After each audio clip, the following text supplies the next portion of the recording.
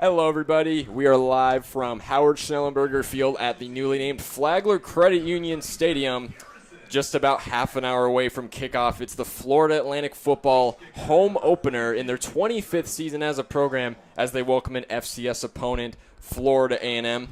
Starting with FAU, they're coming off of a loss to Maryland last Saturday, 39-7, some quarterback struggle in that game. FAU starting quarterback Caden Velkamp was able to throw a touchdown. He threw one specifically to Assad Wasim fairly early in the first quarter to make it a tied 7-7 ball game. But after that, the game kind of just snowballed a little bit. Velkamp ended up throwing 4 interceptions. Chris, explain a little more what happened last Saturday and how FAU can bounce back from that. So last week for FAU, Nathan, we saw Velkamp sling the ball around. You want to see that confidence in a new quarterback coming in. Obviously, Caden Velkamp was the CUSA Offensive Player of the Year last year while he was at Western Kentucky with his wide receiver, Easton Messer. You like seeing that confidence. Messer, 15 receptions last week.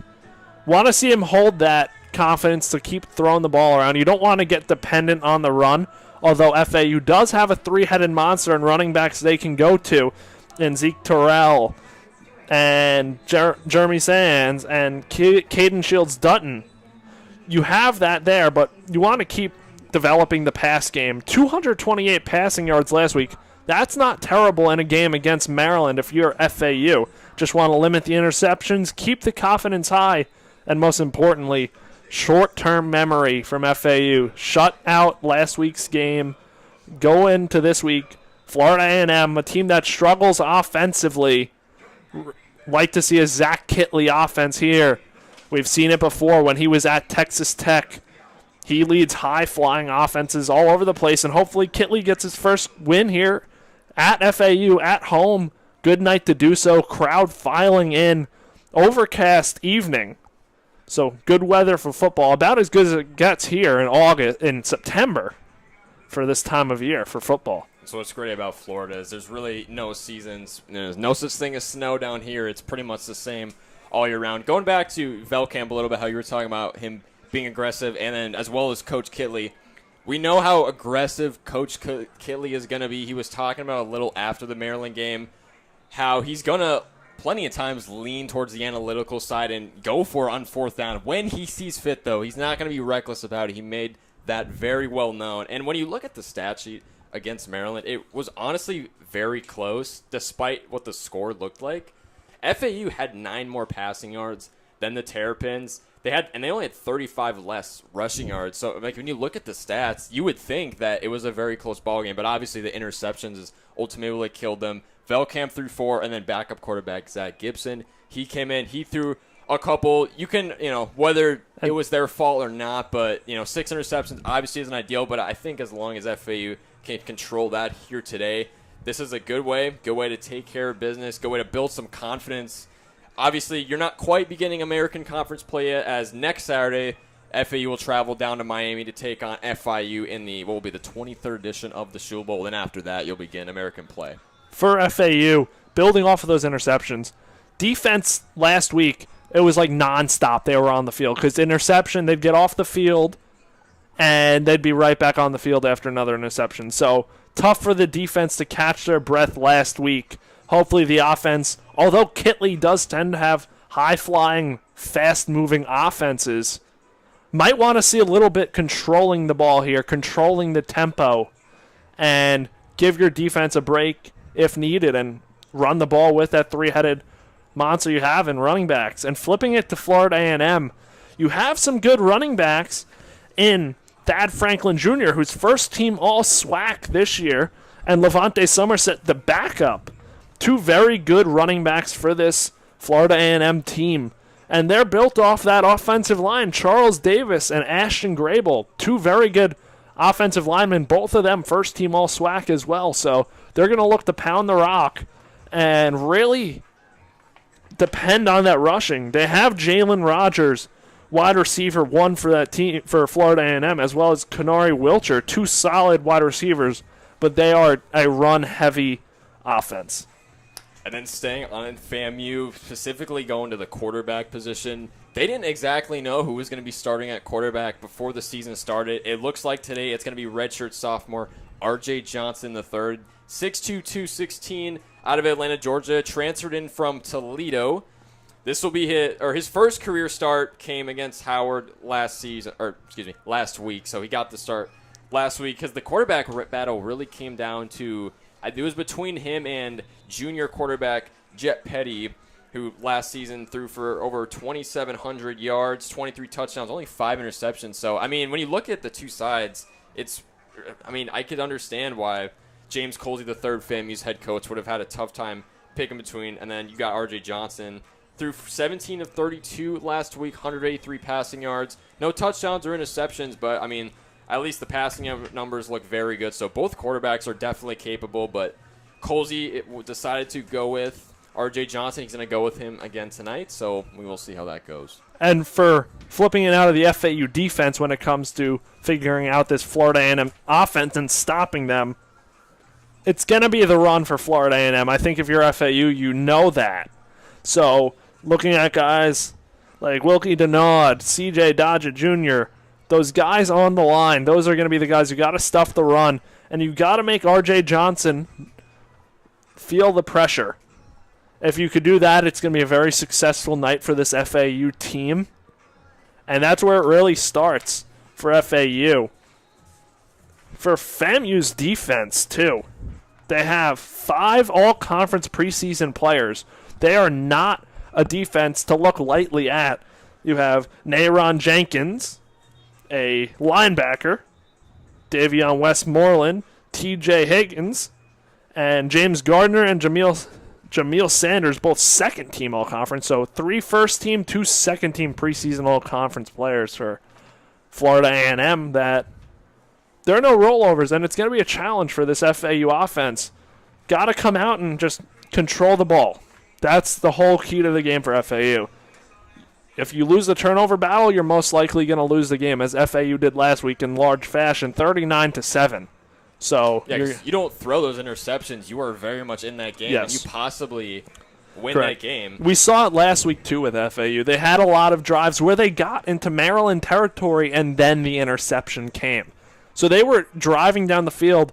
Also a couple fourth-down turnovers, too, as well in that game when they were in Maryland territory. So going to be interesting to see. I like the aggressiveness from Kitley going for those on fourth down, fourth and short in Maryland territory.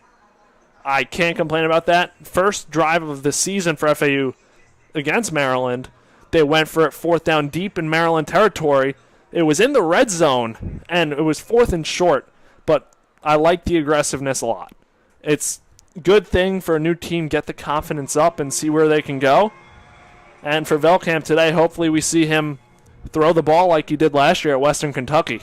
And Velkamp specifically is the guy that they gave it to on that when they tried for the fourth down conversion in the Maryland game. And, I mean, we know what the relationship is between head coach Zach Kitley and Caden Velkamp. Both have spent time together at Western Kentucky, and then as well as wide receiver Easton Messer, who played with Velkamp for a couple years for the Hilltoppers.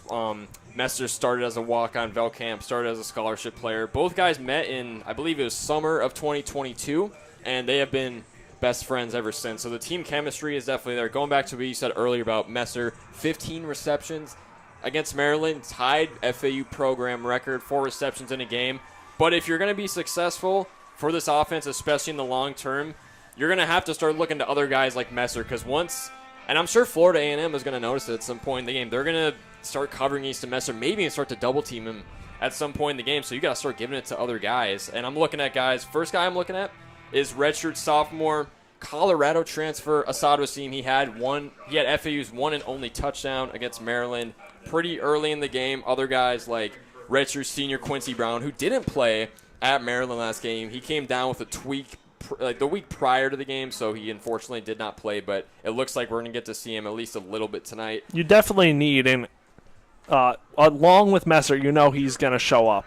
You need that second receiver, as you're saying, like a Wasim, like a Quincy Brown, like a Dominique Henry, like a J.R. Wilson Jr. You're going to need some of these guys to step up and help out Messer, because there's going to be times when defenses, not just Florida A&M, but future defenses, really blanket Messer and take him out of the game. So look for some of these other guys to step up too, and tonight could be one of those nights where we kind of find out who's going to be that second wide receiver to go to other than Easton Messer. And then in order to get the ball to those receivers, we do need to talk about the offensive lineup a little bit. They got a little beaten up against what was a Big Ten defense in Maryland last week. Now they get a I guess slightly easier competition. They go up against an FCS level defense, but obviously, as you mentioned before, this Florida A&M, especially the O-line/D-line, nothing to scoff at really at all. But the offensive line definitely needs to step up this week. I started with team captain, graduate guy Alex Akovich, one of 7 team captains for FAU football, playing the right guard position. You got Vincent Fiacable at center, Scarlett Jean, graduate guy at left guard, used to play at Kaiser along with Wendell Fillard. Jacavion Nonar at left tackle, and then you also got the Florida State transfer, Daughtry Richardson. So, I mean, if the O-line can step up tonight, really protect Velkamp long-term, and hopefully Velkamp doesn't get too beat up last week. Luckily, FAU got out of that Maryland game pretty unscathed. At least to our knowledge, there's no injuries to report coming into this one, so FAU's going to have a fully healthy offense, defense, and special teams coming into this game. They are at full strength. This is, as we said, a good chance for them to get their first win of the season and really take care of business, get some momentum going into the FIU game next week, and then you go into conference play after that. Definitely a crucial game here for FAU. Want to get to 1-1 and just start to see plays start going in your direction, start getting a feel to what this Kitley offense is going to be, and this team defense. Lots of new players compared to last year. So really just about gelling, and this is a good week for that against this Florida A&M team. We see the band, the FAU marching band, starting to take the field here. We're now under 20 minutes away from game time. Fans filing in, student section filing in too. So first game here from Paradise, and we're excited for it. This is a brand new era of Florida Atlantic football. First-year head coach Zach Kitley coming over from Texas Tech. He was their offensive coordinator for a season. Before that, Western Kentucky, and then Houston Christian before that. So he has had plenty of success at that level. And, I mean, talking about Kitley's regime specifically, like his offense, at least his Texas Tech offenses, they ranked 10th in total offense, 9th in passing offense, and they averaged 435 yards per game over 3 seasons. I mean, just the resume that Zach Kitley has, I can see why this fan base, and, you know, you and I are so excited about Kitley being at the helm. You also have a new defensive coordinator in Brett Dewhurst after Rock Bellantoni, former defensive coordinator, left to go to get the job at Auburn. But no, we'll see what happens here tonight. Fans starting to file in here. The newly named Flagler Credit Union Stadium. And as we almost wrap up this pregame, want to take a look around college football, check out some scores. We'll start off in the American today. Right now, Temple, they beat Howard, who just played Florida A&M, 55-7 earlier today. In action right now, UAB and Navy, they're tied 21-21 in a delay. That's the first game in the American Conference this season.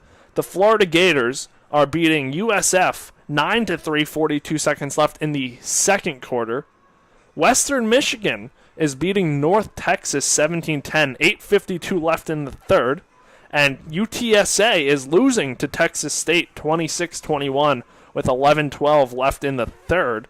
So some big scores there, and now let's make our way outside of the American Conference to check on some scores. Arch Manning in Texas took down San Jose State 38-7. Florida State obliterated Texas A&M Commerce 77-3. Iowa State won the Cy-Hawk Trophy over Iowa 16-13. Baylor won a shootout in double overtime against SMU 48-45. And former Zach Kitley Texas Tech beat Kent State 62-14. Just some scores around college football. We're in week 2 of the season. Really week 3 if you consider week 0. So college football getting picked up here, and going to start to see these big matchups all over college football. Some very interesting games going on tonight especially. And then you also got number 21 Alabama playing later tonight. To kick off for that game is around 7:45 on ESPN. And then, I mean, talking about the American specifically, it's really I feel like it's a wide open conference every single season. There's really not like one favorite team. And this past offseason, it used to be called the American Athletic Conference. They changed their name. It's now known as just the American Conference, which in my opinion, I think is a slightly better name for it. But yeah, the American is always exciting, and I think FAU being a part of the American, moving up from Conference USA just 2 or 3 years ago, I think is really exciting and has really elevated this program even further. It certainly has. And when we talk about the American Conference, I think we can both agree that when it comes to favorites this year, I think Tulane is looked at the top dog in the conference this year, along with a Memphis who's always very well put together. And never count out Army-Navy with the years they had last year. 2 very solid years. Weren't expected to have those years, and they were undefeated, both teams, heading into like week 8 or 9 of the season last year. So should be interesting. You never know what to expect out of the American Conference. Could be the conference this year with the bid for the college football playoffs. USF knocked off Boise State in week 1 in a convincing victory. So very well could see a bid out of the American Conference this year. For sure. South Florida probably the favorite right now, but as we said, it's the American. Anything is possible. Well, that is going to wrap up our pregame show. We are just about 14 minutes away from the opening kickoff between Florida Atlantic and Florida A&M, the home opener for the Owls. Both teams 0-1, looking for their first win coming into this game. We will take a quick break, but when we return, it will be the opening kickoff between FAU and Florida A&M right here on FAU Owl Radio on YouTube.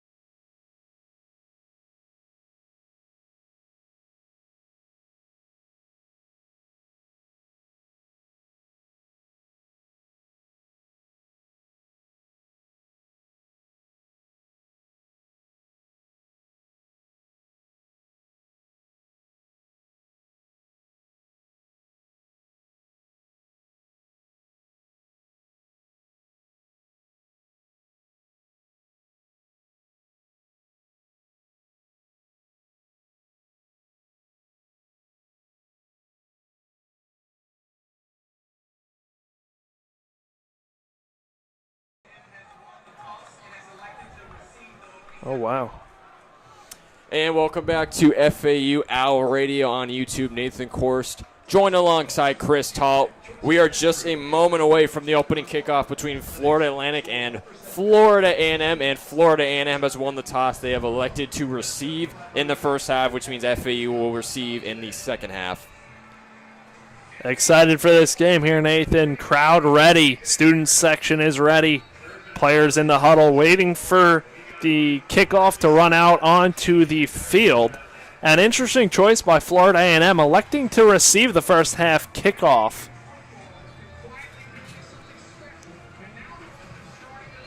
The return man for the Florida A&M Rattlers is Kenari Wilcher. And then we'll see who will kick this one away for Florida Atlantic.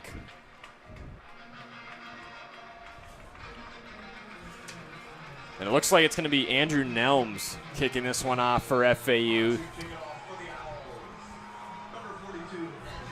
And yep, the announcer Mark Morgan just confirmed it will be Andrew Nelms kicking this one away. Kenari Wilcher, the deep man, the Illinois transfer, back to receive the kick from Nelms. There we go. Nelms kicks this one away, and it is time for football in paradise. Nelms will wave the signal for the fair catch. It'll be a touchback in the end zone. And Florida A&M will start off this drive from the 20-yard line. Bringing out the quarterback, R.J. Johnson. Florida A&M looking for a fast start here. The Toledo transfer, 6'2", 216, was 17 of 32 with 183 passing yards last week. Stadium is blasting Mo Bamba right now. Here comes the FAMU offense and the Florida Atlantic defense. Game time temperature 82 degrees and cloudy here from Boca Raton. And Florida Atlantic, jersey-wise, rocking their all blues. They unveiled some new set of jerseys this offseason, looking pretty fly. Florida A&M rocking their white jerseys with orange helmet and orange pants.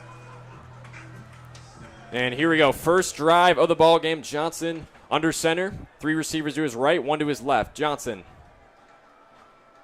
takes the snap, fakes the handoff, passes to his right, finds number 1 receiver to the 30, sideline down to the 40, out of bounds, just past their own 40-yard line.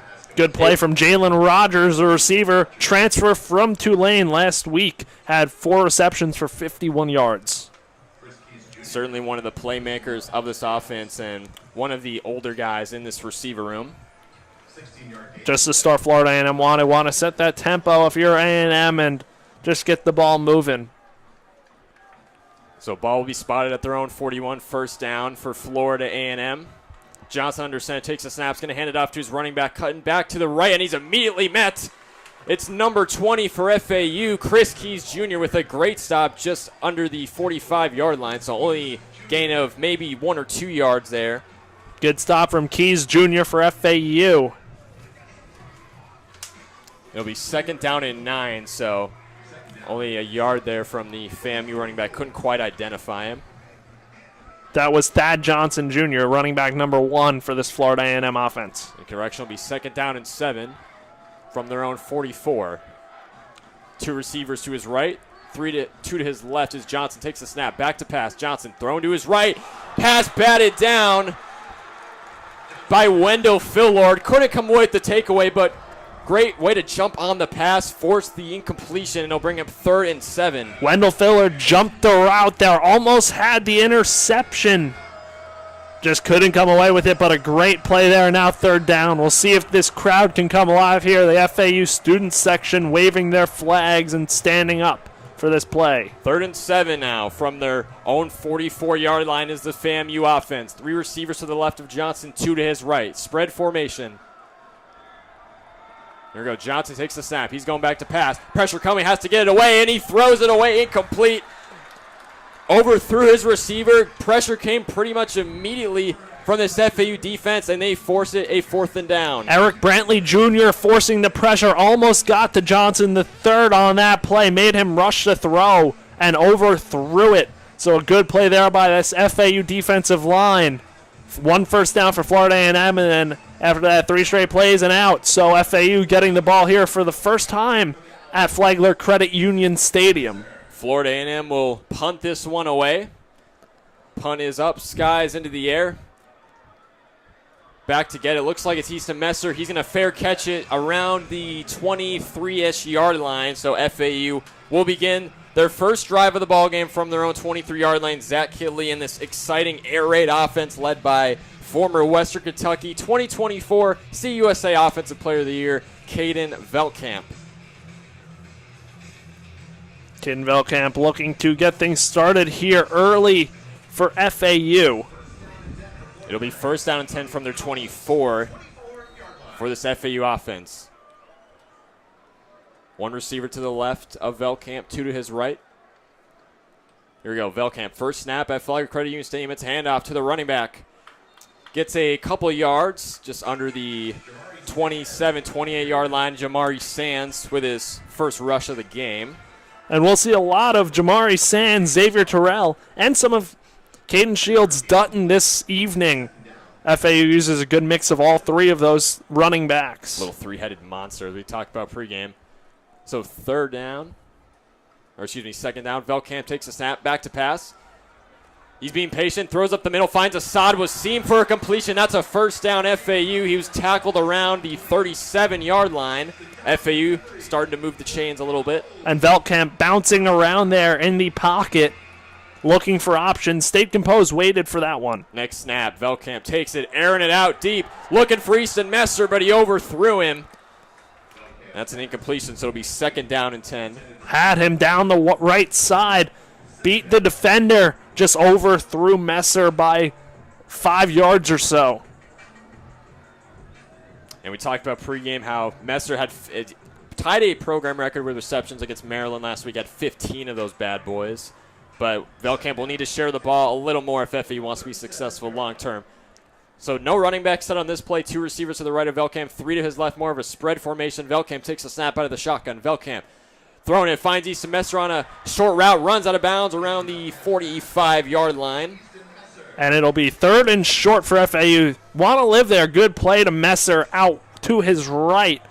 And looks about to be 3rd and 2 for this FAU offense with 12:44 to go in this first quarter. Owls looking to strike early in this game. We got one receiver to the right. Only one receiver on both sides for Velkamp. Has a running back to the left of him. Velkamp takes a snap. Hands it off to his running back. From the 50, 40, down to the sideline, 30, the 20, out of bounds. FAU with a first down and more. It was Jamari Sands. Once again, this time explodes for a big play, and the Owls are just about in the red zone. They're knocking on the door. Great rush from Jamari Sands there.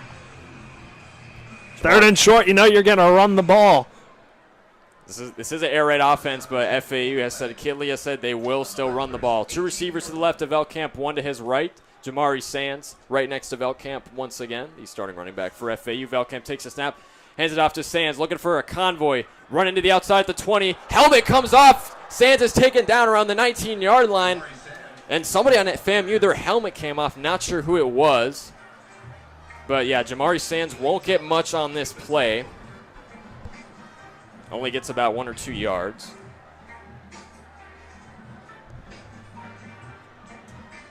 FAU wearing their home blue uniforms. Florida A&M wearing their road white tops, orange pants, and orange helmets.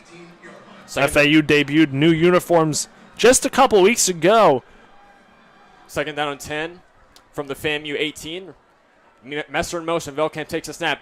Airs out a pass. Going for Dominique Henry in the end zone. It's caught! Touchdown, FAU! And a quick drive for Zach Kidley and his offense. And it's Dominique Henry with the touchdown. His first touchdown of his FAU career. What a pass and what a catch from Velkamp to Henry there. Perfect start for this FAU offense here in the first quarter. The first touchdown of redshirt junior Dominique Henry's career. Had 6 receptions, 80 yards in 2024, and now FAU will get ready for the extra point. So it's 6-0 Owls. And it'll be Garrison Smith, the redshirt senior, to kick this one. Oh, looks like FAU's going to go for 2. They get out of the field goal formation. It's a handoff. Dutton Lobs it in the end zone. Finds a man. 2-point conversion is good from FAU. I'm not quite sure who was on the receiving end, but FAU. That was number 43, Jackson Lee, the long snapper for FAU. He caught that pass from Caden Shields Dutton. I mean, wow, what a start for FAU. You thought that touchdown was great, and then that trick play for FAU puts him up 8-0.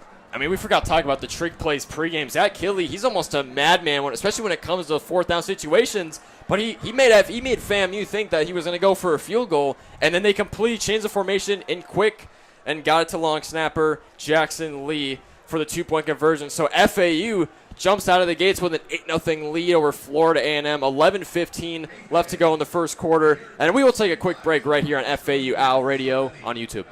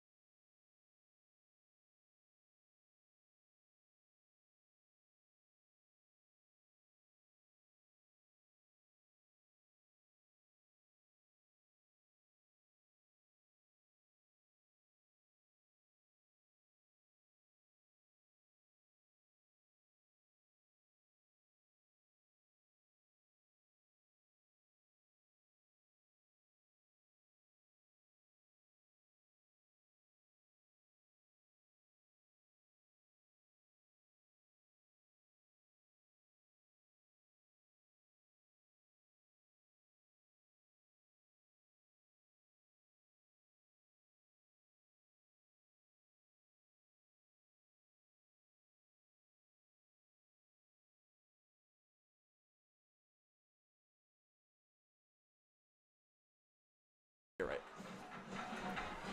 And welcome back to FAU Owl Radio on YouTube. Florida Atlantic has an 8-0 lead early against FCS team Florida A&M. FAU ready to kick this one away to the Rattlers. Kanari Wilcher, the deep man once again for Florida A&M. And once again, it'll be Andrew Nelms kicking this one away for the Owls. Wilcher, transfer from Illinois. Last week had 2 receptions for 40 yards. And definitely a good kick returner for him. And then for FAU, you got Jay Sean Platt. We haven't seen him yet in this game. Wilcher's long return last week was 27 yards. And it'll be a squib kick to Wilcher. Kneels this one down around the 9-yard line. So the Florida A&M offense will begin this next drive somewhat close to the FAU end zone. And, I mean, what a quick first drive that was for FAU's offense. Really just about as good as you could hope for a start. Fast-moving offense, which is what we want to see for FAU. And hopefully a quick stop here has Florida A&M deep in their own territory, starting from the 10-yard line. And Jamari Sands really, I think, was at the forefront, started that drive, and then obviously Dom Henry ended it off with a touchdown. So first down and 10 for FAMU from their own 10-yard line.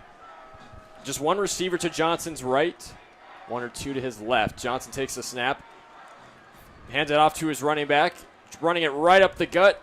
Dog pile around the 15-yard line, so gets about halfway to the line to gain. And that was Thad Franklin Jr., gained about 5 yards on that play. And And we will see him a good amount in this game, the starting running back for the Rattlers. Florida A&M. It'll be 2nd down and 5 for the Rattlers offense from their own 15. Last drive, Florida A&M had 16 pass yards to 3 rushing yards. And now starting off here with 5 yards on the first play of this drive. Johnson with a running back to his left, 1 receiver to his left, 2 receivers to his right. R.J. Johnson takes a snap, back to pass. Pressure coming, running up the middle. Johnson scrambling out, cuts to his left, slides down just below their own 30-yard line, and picks up the first down for Florida A&M. R.J. Johnson using the legs and scrambling to get the first down. That'll be 1st and 10 for Florida A&M from the 26-yard line, looking to respond to the FAU drive here. 10 minutes left in the first quarter. FAU substituting players on the field. A couple of players coming off. One of those guys being graduate Wendell Filler, definitely one of the playmakers on this defense, so he will come out. 1 receiver to the left and right of R.J. Johnson, the third, the Toledo transfer. Thad Franklin Jr. in the backfield behind R.J. Johnson. FAU showing a cover 2. Johnson will hand it off to his running back, Thad Franklin, only gets about a yard or 2. Another helmet came flying off. Another Florida A&M helmet, second time of the game that's happened for the Rattlers. The FAMU will only get maybe a yard or 2 on that one, so it'll be 2nd and long. The FAU student section certainly turned out this evening for the home opener in the 2025 football season. That student section is absolutely filled to the brim, at least in the lower deck. FAU showing a cover 4 defense on this next drive. We'll see what they actually go with. 2 receivers to the left and right of R.J. Johnson. Thad Franklin to his right. Now FAU showing cover 1. Now there's a flag on the field. We'll see what this is about. It'll be delay of game on the offense. That'll be a 5-yard penalty, so FAMU will be pushed back 5 yards. Not a good spot as a running team to go now to 2nd and long. Now FAU here really could dial up the pressure, try and make a play on R.J. Johnson the third. Or 2nd and even longer now. It'll be 2nd and 15 from the FAMU 22. With 2 receivers to his left and right again of Johnson.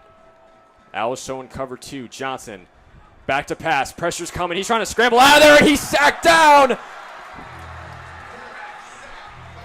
A quarterback sack.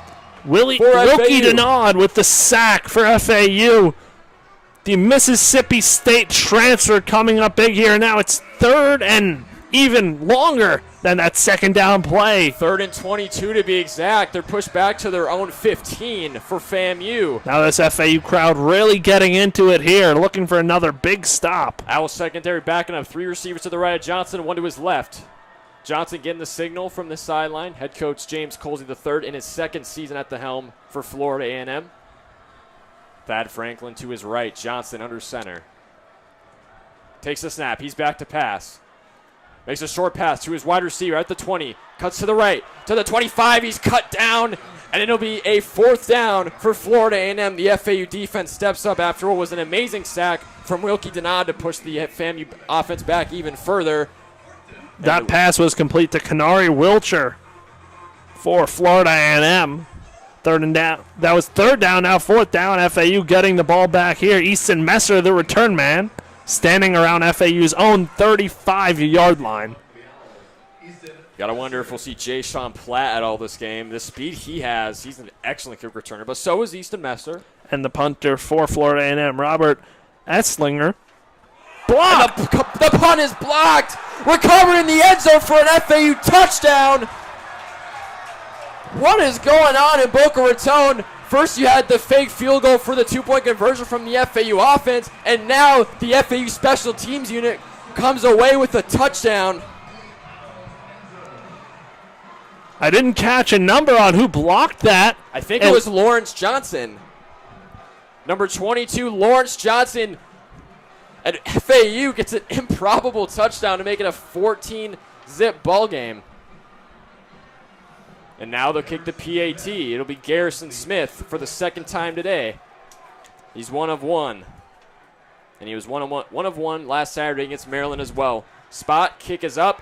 directly clears the uprights, and FAU's got themselves a 15-0 lead in improbable fashion. Lawrence Johnson blocking the punt attempt from FAMU, recovering it in the end zone for 6 points. It was blocked by Josh Roberts and recovered by, like you said, Lawrence Johnson. So the block goes to Josh Roberts, recovered by Lawrence Johnson for the FAU touchdown, and now up 15-0 here, 7:09 left in the first quarter. We're going to take a quick break, media timeout, and we'll be back in a minute.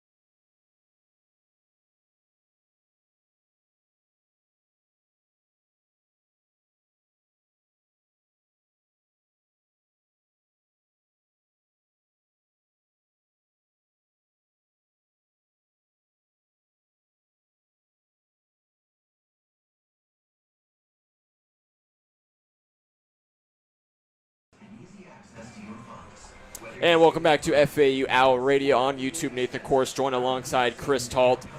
7:09 left to go in the first quarter in Boca Raton. Florida Atlantic has jumped out to a 15-0 lead.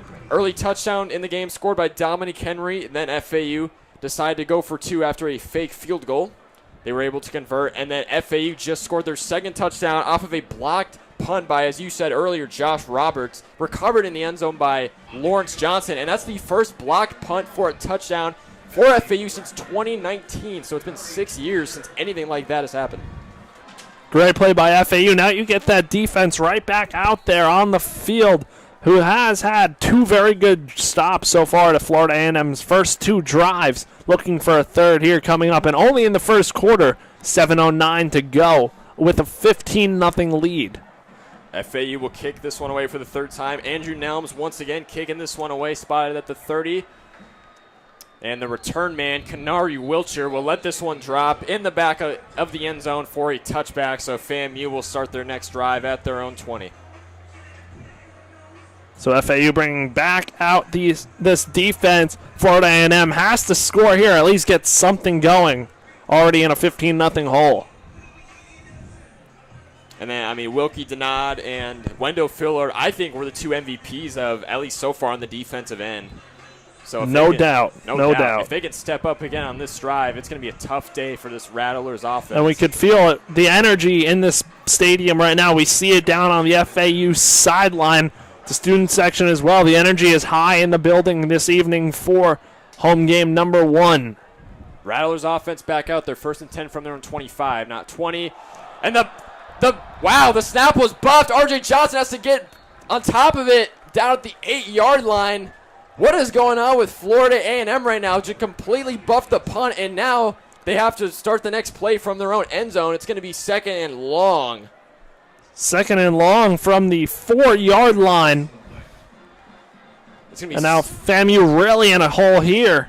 It's going to be 2nd and 31. So, now this just becomes an improbable drive if you're the FAMU offense. James Colsey III cannot be pleased with that. You just don't see that every day either. Johnson will take the snap on 2nd and 31, hand it off to the running back. Franklin gets around up to the 9-10-yard line. He cut to his right. A short gain for the Rattlers, but it'll still be 3rd and very long in what is now turned into an improbable drive. And there's a player down on the field for FAU laying on his back. Can't tell who it is. Don't have a number yet. And that does not look good. I can't begin to – I'm not going to guess what it could possibly be, but prayers to whoever that is. We'll try to identify him, and if we hear anything, we will definitely relay that to the broadcast, but this is not something you want to see. So we're going to take a quick break right here on FAU Radio as we wait. The trainer's checking on whoever that is down. Again, can't see who it is, but we will be right back on FAU Radio.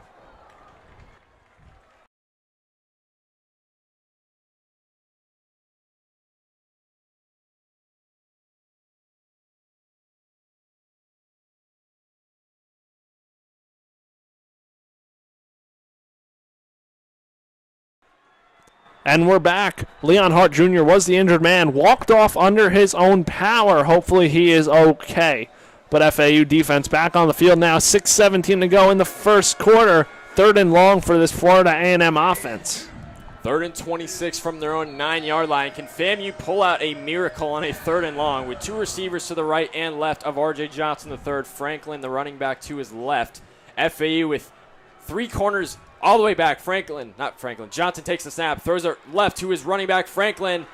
Gets down around the 19-yard line, but nowhere close to the line to gain, and FAU with a fairly easy stop on 3rd and long. So it looks like FAMU will be forced to punt this one away once again. So 4th down, we'll see if FAU can work some more magic on the punt here. And I see Lawrence Johnson back out there for the Owls. He's the one. Josh Roberts was the one that blocked the last punt, but Johnson was the one that recovered it in the end zone for the touchdown. And now Robert Ensler, the punter, on. Easton Messer, the return man for FAU, just above his 40-yard line at the 41 of FAU. Looking to get a return here. Here comes the punt. Not blocked this time as it skies in the air towards Easton Messer back at the 35. Messer will fair catch it around the 32-yard line. The FAU offense will come back out from their own 32/33-yard line, and the Owls will try to really start to pull away here in Boca.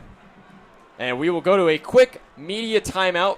5:13 left to go in the first quarter. Florida Atlantic offense will, when we come back, they lead 15-0 over the Florida A&M Rattlers.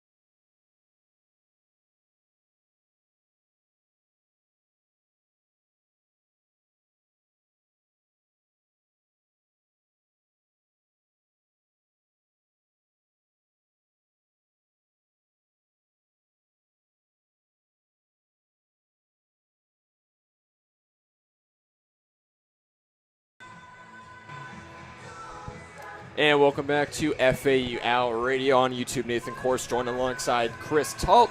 5:13 left to go in the first quarter between Florida Atlantic and Florida A&M. Owls have a 15-0 lead, and the offense is right back on their starting quarterback, Caden Veldkamp. One receiver to his right, two to his left. Messer in motion. Going to the right. Veldkamp takes a snap, back to pass, looks fine, finds Easton Messer at the 35. Getting down a couple defenders and taken down around the 42-ish yard line. And second and short for the Owls. 2nd and 1 for this offense. Moving quick down the field. Snap handed off. That's going to be Jamari Sands. Yes, sir.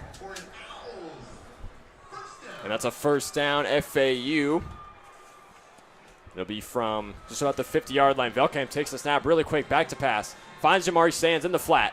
Sands won't get much. He's battling down defenders, dogpile around the 45-yard line in FAMU territory nonetheless. Moving quick tempo for this offense. 4:24 left in the first quarter. Now a little pause here from FAU. And you got tight end Michael Kirsch out there for FAU. Two receivers to the right of Veldkamp. Tight end Kirsch and then a receiver to his left. Kirsch in motion. Veldkamp with Sands to his side. Veldkamp takes a snap of the shotgun. Throws a quick lob pass up to Jamari Sands at the 40. Down to the sideline, 35. Shakes off a defender with a juke move. Taken down around the FAMU 30-yard line, and that's a first down FAU to move the chains. That was a big collision there at the 30 between Sands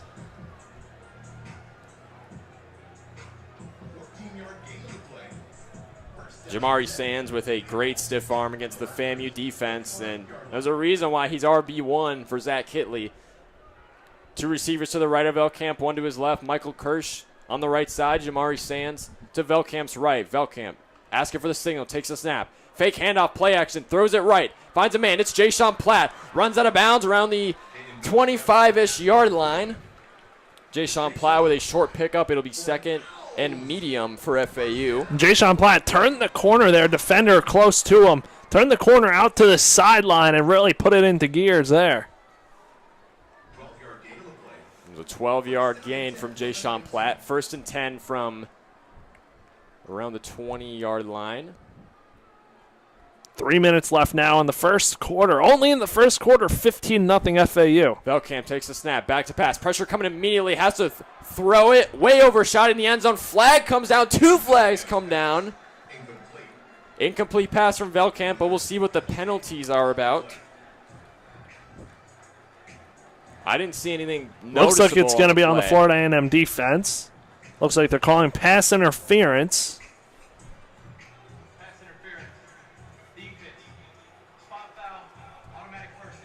Looks like that was on Jamil Sanders, the second-team All-SWAC Conference preseason player of the year. Had 2 tackles last week. And this is really starting to go from bad to worse for Florida A&M. Just so many mistakes in this game. You had the buffed snap a little bit ago. You had the blocked punt, and now you have a pretty bad PI call. So FAU from their own 12, first down and 10. Veldkamp going spread formation, 3 receivers to his right, 2 to his left. Veldkamp takes a snap, back to pass. Jukes, run to his right, looking for a man, nobody open, and he's going to throw it incomplete. Good decision from Veldkamp. Throw that ball low and in the grass. Get rid of it, feeling the rush. I think he tried to get it to J.R. Wilson Jr., but way underthrew with pressure coming right at him. So he's 2nd down and 10. We've seen it so far tonight with Veldkamp. He's been very good at extending the plays and keeping them alive. We've seen his mobility for a very tall quarterback stands at 6'6". He had 7 rushing touchdowns in 2024. He's more than just a pocket passer, that's for sure. 1 receiver to the right and left of Veldkamp. Jamari Sands, the running back, to his left. FAMU jam in the middle. Veldkamp takes a snap, hands it off, fake to his running back. Tried to find Dominique Henry in the end zone, what would have been his 2nd touchdown, but it was incomplete, couldn't haul it in. And back to Veldkamp's mobility. When we talked to him a couple weeks ago, just ahead of the Maryland opening game, he talked about his favorite player, and his favorite quarterback, rather, is Josh Allen. Josh Allen, strong arm, tall quarterback, has the mobility as well. 2 receivers to the right and left of Messer. 2nd and 10 from their own 12, FAU. Veldkamp with Jamari Sands to his left. He's got Wasim and Henry to his left side. Messer and Platt to his right. Owls in the red zone. Veldkamp from his own 12 takes the snap. Looking to pass, immediately scrambles to his left. Finds a man in the end zone. Assad Wasim in the back left corner. It's a touchdown. Florida Atlantic. And FAU extends their lead 21-0 on their home field. Veldkamp his second passing touchdown of the game, and this Owls defense is starting to overwhelm this Rattlers defense. Second touchdown on the back end of the end zone for FAU. Veldkamp did a good job. Looked like he was going to rush, and then found Wasim in the back end of the end zone, back corner. And now FAU really pouring it on here. And Wasim, his second touchdown now for FAU, had the one and only TD from FAU in the loss against Maryland, as Garrison Smith's kick is up and good, and it is a 22-0 FAU lead, 2:37 still left to play in the first quarter. It's been all Florida Atlantic over Florida A&M, and we will take a quick break right here on FAU Owl Radio.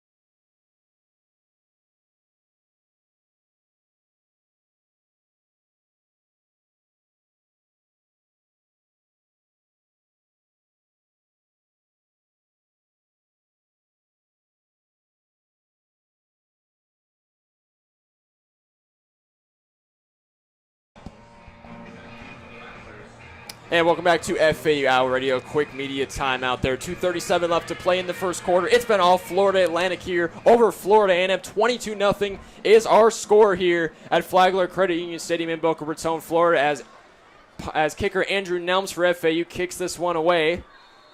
Back to receiver was Kanari Wiltshire, but he will let it drop in the end zone once again for a touchback. So FAMU will start their next drive at the 25-yard line. What did we talk about pregame, Nathan? For FAU's defense, it was pressure, and that's exactly what they are doing to R.J. Johnson the third, making him get the balls out quick. Have to make those quick decisions, pressuring him. And on the offensive side, we wanted to see this explosion. 22-0. One of those touchdowns, a blocked punt. Great job from FAU all around so far. And we're only in the first quarter. 2:37 to go here for FAU and FAMU. Two receivers to the right of R.J. Johnson. One to his left, running back Franklin to his right. Owls showing cover one. Fake handoff. He's going to throw it. Finds a receiver, but couldn't reel in on a jumping catch. So it'll be incomplete. Second down and 10 from their own 25. R.J. Johnson, the incompletion.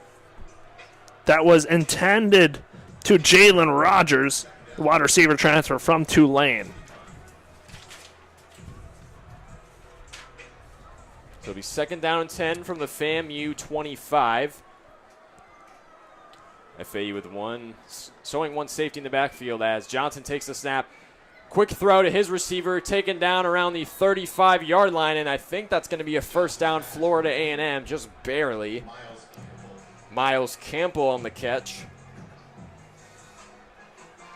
Miles Campbell, graduate tight end from NC Central. Played at Tennessee, started his career there, then transferred to NC Central. Now at Florida A&M. Last week had 2 receptions for 18 yards. First and 10 from their own 37, the Rattlers. Receiver in motion, so 2 to his right, 2 to the left of R.J. Johnson. Pressure coming, has to throw on the flat. And no gain for FAMU. They'll be pushed back a couple yards behind the line of scrimmage. The FAU defense coming up once again and will force the Rattlers into a second and long.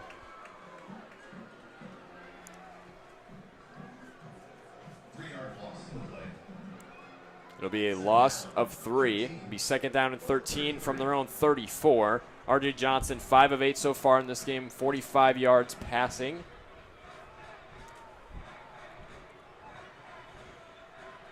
He also has 5 yards rushing. Takes the snap out of the shotgun. Johnson, pressure coming. Evades a sack. Johnson can't get out of there. Ball comes out, but FAMU's on top of it. Are they going to recover it? Yes, they will. It was bobbled, and FAMU's going to be pushed back even further. They avoid disaster, and it has just been absolute negatives time and time again for the Rattlers, and now it'll be 3rd and very long from almost inside the end zone. From the 3-yard line, it looks like that's where they're going to spot the ball. They had it at appeared to have it. Offensive lineman fell on it, not sure who it was, around the 12-yard line, and then the ball slipped out of his hands and went all the way back to the 3-yard line where it was recovered by the Rattlers. 3rd and 44 now from their own 3 will be FAMU's offense. We thought we would have seen their furthest third down be the 3rd and 30, but 3rd and 43 now. Never seen this one before. Let's see if FAMU can make something out of it. One receiver to the left and right. Johnson's going to hand it off to his running back, Thad Franklin, to the 10, to the 15. Cut down around their own 15. And FAU comes up with another 3 and out. That one was handed off to Jamal Haley, the running back for Florida A&M. Had 1 attempt last week, 1 rush for 3 yards. Also had 3 receptions for 14 yards. And that looks like it'll do it for the first quarter. But a dominant first quarter for FAU in all aspects of the game, leading it 22-0. So we're going to take a quick break right here on FAU Owl Radio. Owls leading it in the home opener, 22-0.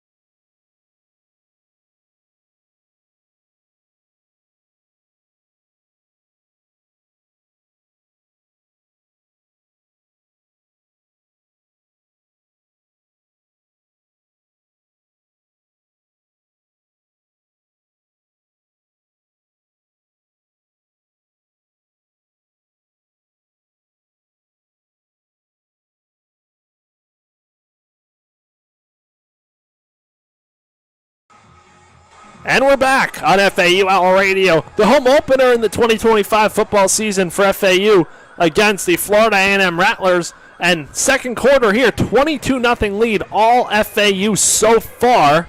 Florida A&M switching sides. The punter, Robert Ensler, who's already been blocked today for a touchdown, and Easton Messer at the Owls' 45-yard line waiting to receive the punt. Snap, Enslinger has it. Boots it downfield. Messer backing up all the way. Gonna let it roll towards the FAU end zone, and he's gonna take it out over the left side. He's going back to the right side and has it at the 36-yard line. That's where FAU's going to start. Messer started at the FAU 40, went all the way back to the 10, and then took it around back to the 35, so ran a long ways there, and that's where FAU's going to start in this second quarter. And Issa Messer's a pretty fast guy, standing at 5'9". I mean, I feel like one juke to his right, he probably would have gotten out of there for a pretty darn good kick return. But yeah, FAU will start this drive from their own, let's see where the ball's spotted at, just above the 35. It'll be the 36. 36-yard line for FAU starting their drive. Veldkamp waiting for the snap. And Terrell to his left. Veldkamp snaps the ball. Hands it off to Terrell, who bounces outside to the right and reaches the 42-yard line. So second and short for FAU. Good start to the drive. I'm glad to see Xavier Terrell in the game now for FAU, the backup running back, after Jamari Sands put up 41 yards in just 4 rushes. And we got a flag on the field now. See what this flag is. It's going to be on FAU. False start on offense, number 73 for FAU. That's going to be Alex Atkovich, one of 7 team captains for FAU, the graduate. After the penalty, second down, 9. So 2nd and 9 for FAU now. Running back to the right of Veldkamp is Jamari Sands. 2 receivers to his left, 1 to his right. They send Sands in motion out to the left. Veldkamp drops back, looking for options. Decides to run it. Heading towards FAU territory into the 45-yard line. And now it'll be 3rd and short for the FAU offense here. 3rd and 1. And it is so nice having a quarterback not only as tall and as strong of an arm as Veldkamp, but a guy that can get out and run. FAU going hurry up here. The run up the middle. Jamari Sands, first down. And now FAU. Check that. That was Xavier Terrell, not Jamari Sands. FAU moving quick here. First down from the 50-yard line. So Veldkamp running back to his left. 2 receivers bunched to the left and 2 bunched to the right. First down for the Owls. Veldkamp takes a snap, hands it off to Terrell, who runs it up the middle, and he is stopped.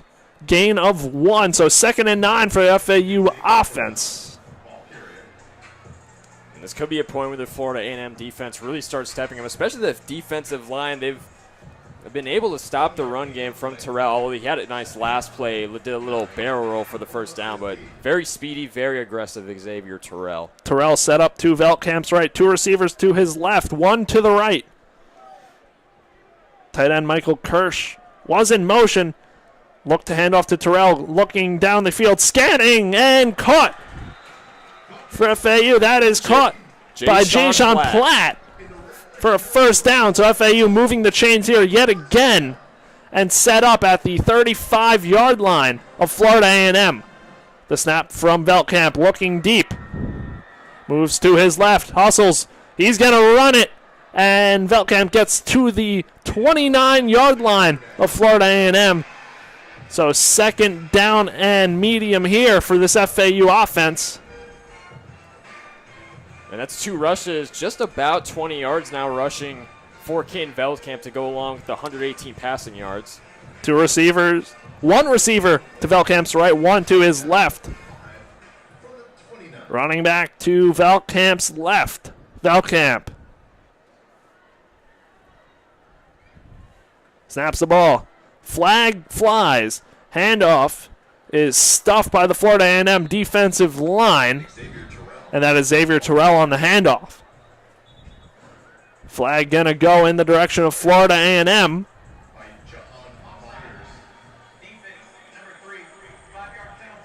An offsides play, so see if that's enough to move the chains. It's gonna be close, and it looks like it will move the chains. So offsides by Florida A&M moves the chains for FAU. Now set up here for first down from the 24-yard line of Florida A&M. 2 receivers to Veldkamp's right. Running back Xavier Terrell was lined up behind Veldkamp, but a timeout called by Florida Atlantic. And we're going to take a quick timeout here. FAU driving First down from FAMU's 24-yard line on FAU Owl Radio.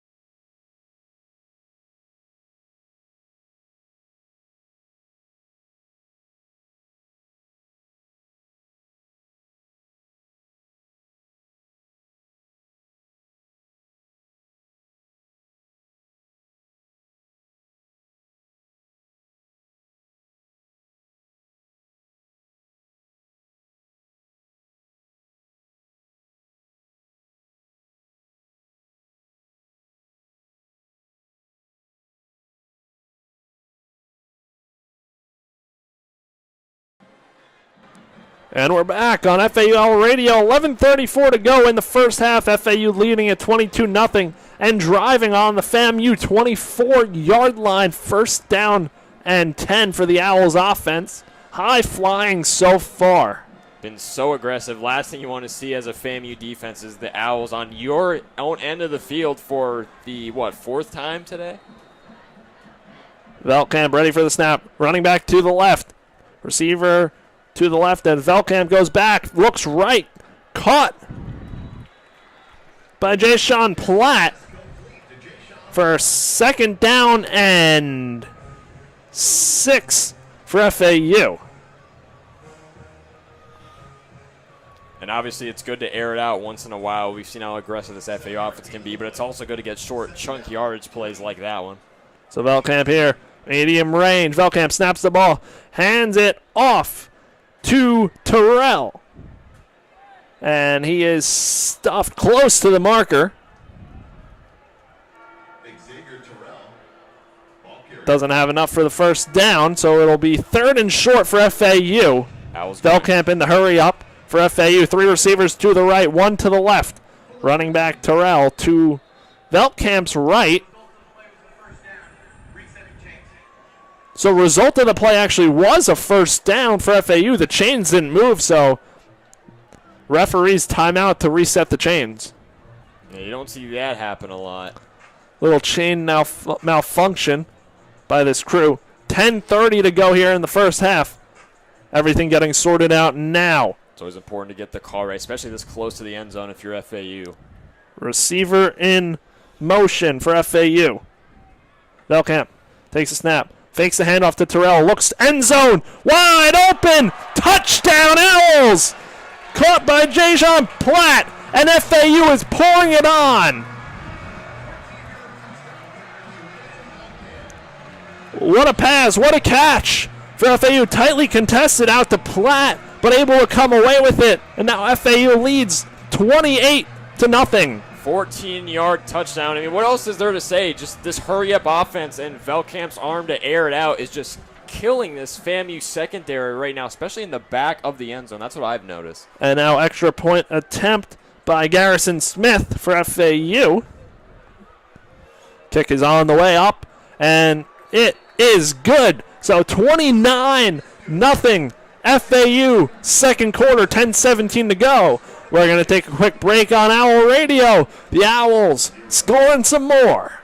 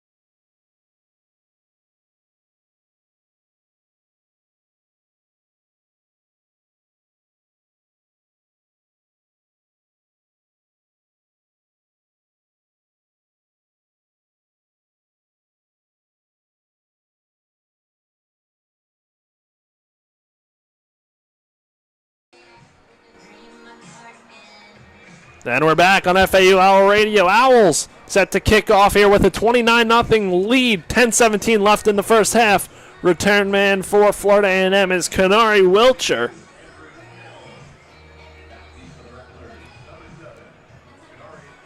It'll be Andrew Nelms kicking this one back once more.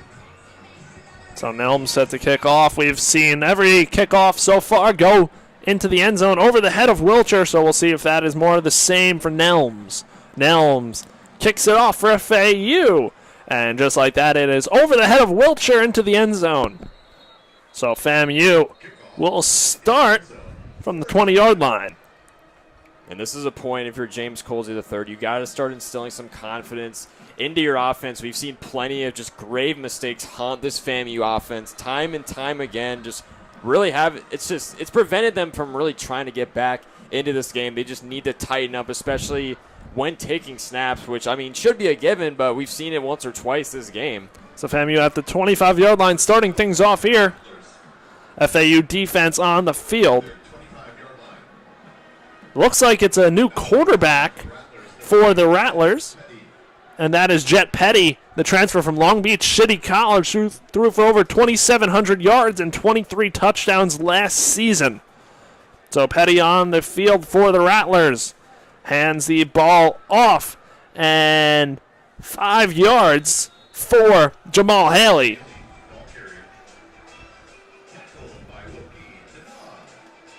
Wilkie Donat on for the tackle. 2nd and 8 for FAMU.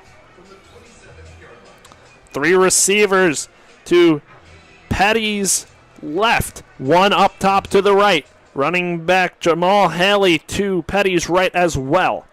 Petty waiting for the snap. Snaps it, looks right, throws right, deep down the field, and deflected for FAU.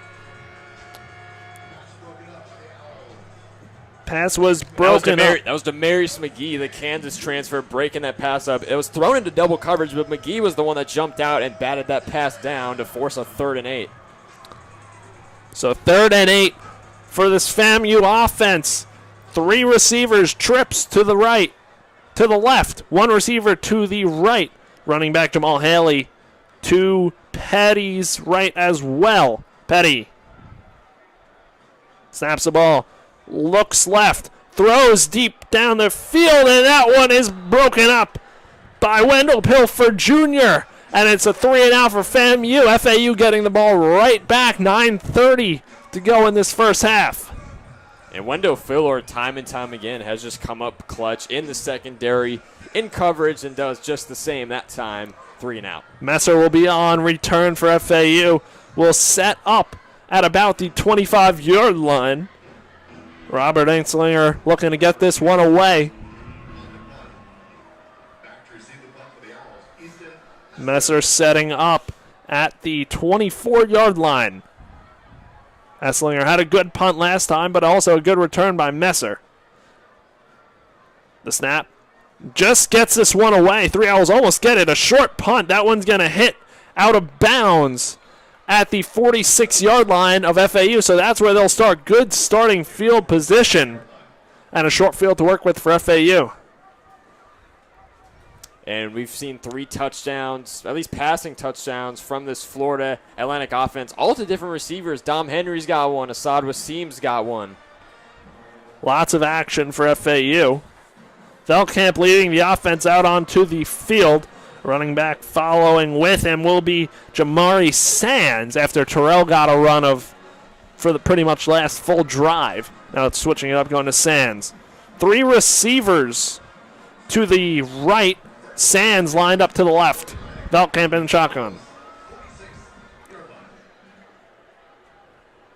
And in motion is Messer. Hands it off to Messer going left. Messer looking to find a lane and goes all the way up to the 38-yard line, and a first down for FAU. Messer was sent in motion, and then a little flip pass to Messer. And now 2 receivers to the right for FAU. Velkamp hands off to Sands. Sands running it up the middle. He'll break free for some more, and it's going to be 2nd and 5 for FAU. And FAU, they've already had so much offensive success in this game, but especially mixing in the run game has really added to that. I think Easton Messer specifically getting put in short pass situations almost as a running back, I think that's definitely been very successful for them. Now 2nd and 5. Sands to the left of Velkamp. 1 receiver to the left. 2 receivers to the right. Velkamp snaps. Hands off to Sands. Looking for a lane. And is going to come up just shy of a first down. And it'll be 3rd and inches for FAU.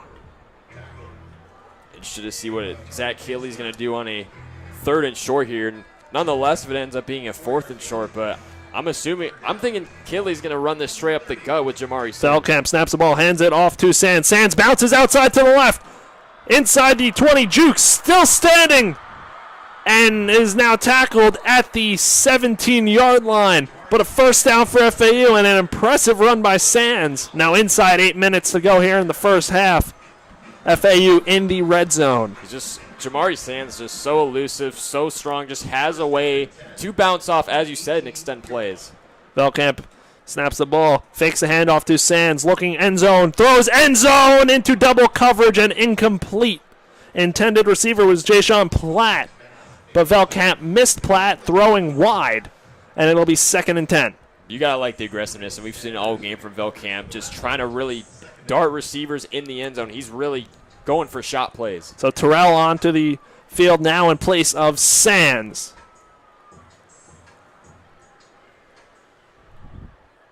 Three receivers, 2 Velkamp's left, 1 to the right. Terrell lined up next to Velkamp on his right.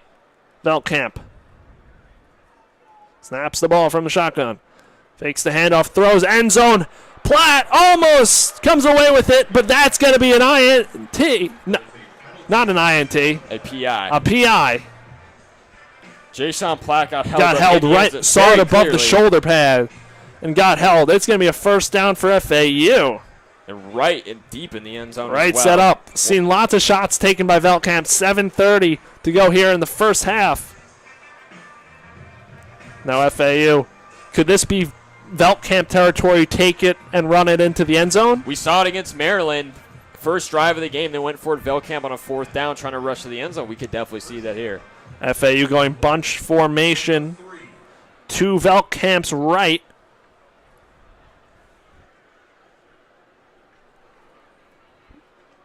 Terrell next to Velkamp to his left. Velkamp takes a snap, backs up to the 10, into the end zone, double coverage. It is caught for a touchdown. What a catch by Dominique Henry. I don't know how he got that one, but FAU now leads 35-0.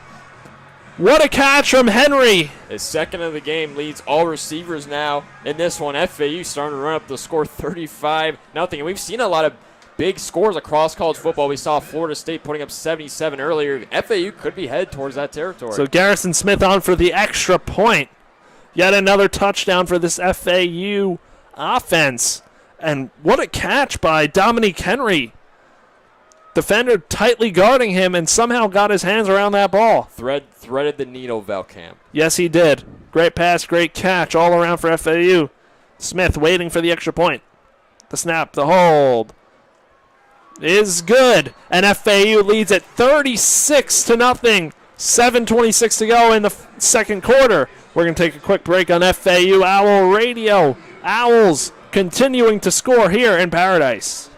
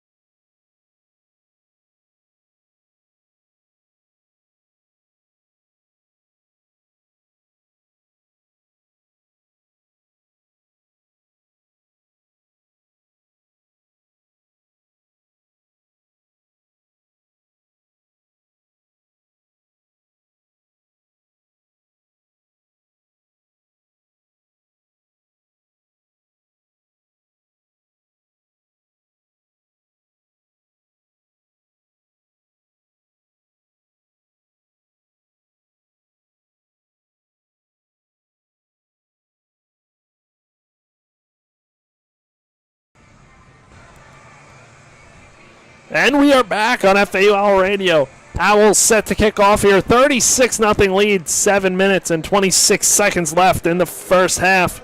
Return man Kanari Wilcher lined up on the goal line. Set to return. Sun setting here in beautiful Boca Raton. And FAU domination first half. Still 7.5 minutes to go here in the second quarter. And I can't wait for the second half when the sun really starts to go down and we get the light show in the second half. So Andrew Nelms on to kick it off for FAU. Nelms rocks and rolls. He's good to go. Kicks it off. That one's going to go over the head of Wilcher into the end zone. So Florida A&M will start things off from their 25-yard line, and FAU will look to keep the train rolling. And Kadari Wilcher's been very conservative this game time and time again. Multiple touchbacks in the end zone for him. Hasn't wanted to return it quite yet. So both teams in their huddles here. FAU looking for another quick stop. We'll see who comes out at quarterback. Looks like it's going to be Jet Petty. Jet Petty, the QB2, assumably for the Rattlers, RJ Johnson, the third, won the starting job. And then you also have redshirt junior Bryson Martin waiting in the wings. We'll see if he gets any playing time. So Petty ready to go. 3 receivers to his right, 1 to the left. Running back, Thad Franklin Jr. lined up behind Petty. Petty takes a snap, hands the ball off to Franklin Jr., bounces to his left, and is stopped short with a gain of 1. Couple players down in the pile getting physical with each other. And comparing the two rushing games from both teams, FAU's been obviously much more successful. 13 total rushes for 89 yards total, and minus 20 for FAMU. So 2nd and 9 for FAMU, the Rattlers. Thad Franklin Jr. and 2 receivers lined up to the left of Petty. 2 receivers at the top to the right. Petty takes a snap, backpedals, and throw is wide and out of bounds. Intended target was Kanari Wilcher. And Dylan Williams on the coverage there. So it's 3rd and 9. And Miles Campbell, I believe that is, started to walk off and then just took a seat on the ground. Not sure if he's cramping up or not. Looks like it could be a cramp. So FAMU's trainers will come on the field to check on him. And we're going to take a quick timeout as we await the news on Miles Campbell, the tight end for FAMU, down in pain. So we're going to take a quick break. 6:45 left in the first half. FAU leading at 36-0.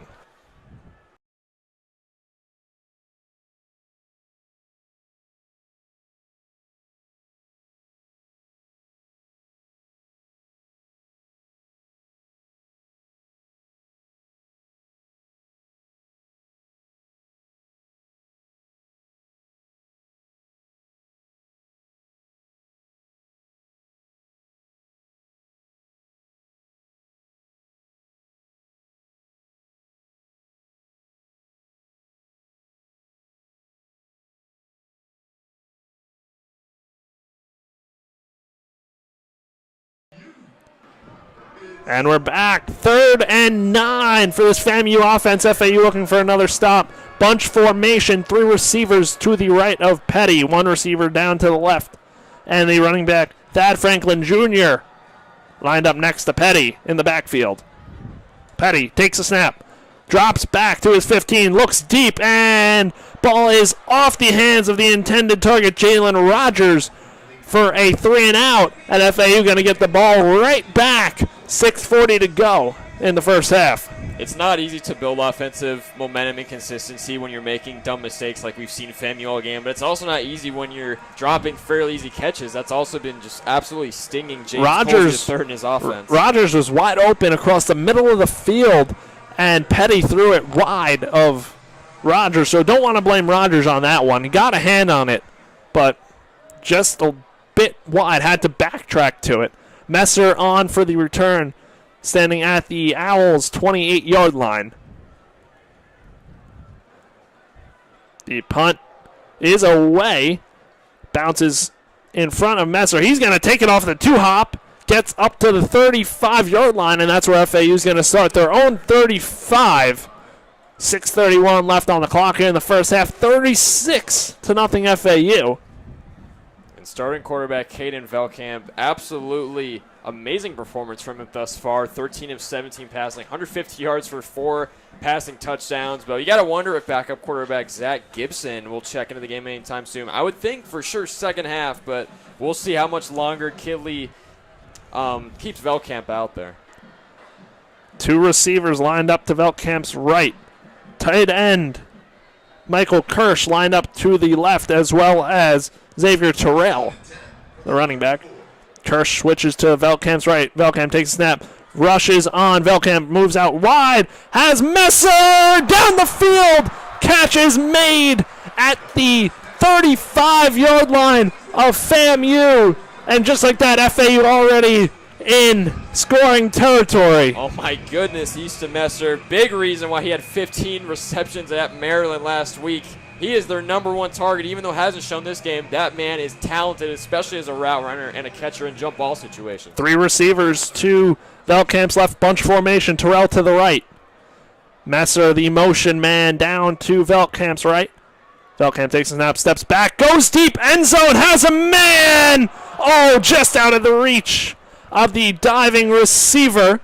That was Dominique Henry, the intended target. Henry had him beat.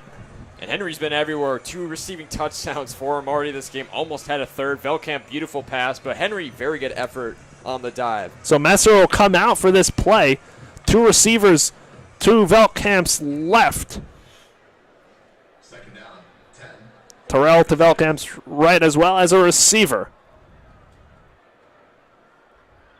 Velkamp going through play calls.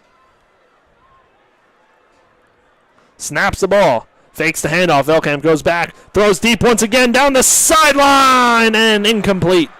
Off of the hands Incomplete. Intended for Jay of Jayshawn Platt. And now it'll be 3rd and 10 for this FAU offense from the 36-yard line. Couple deep throws. And Jayshawn Platt has been so impressive along with Easton Messer. I mean, we saw a touchdown earlier. Somehow got the foot in bounds. Almost did the same thing there near the end zone. 3rd and 10 from the 36-yard line. Bunch formation to Velkamp's right. 3 receivers to the right, 1 to the left. Terrell in the backfield. Sends Henry out. Sends Platt on a motion. The throw off and complete.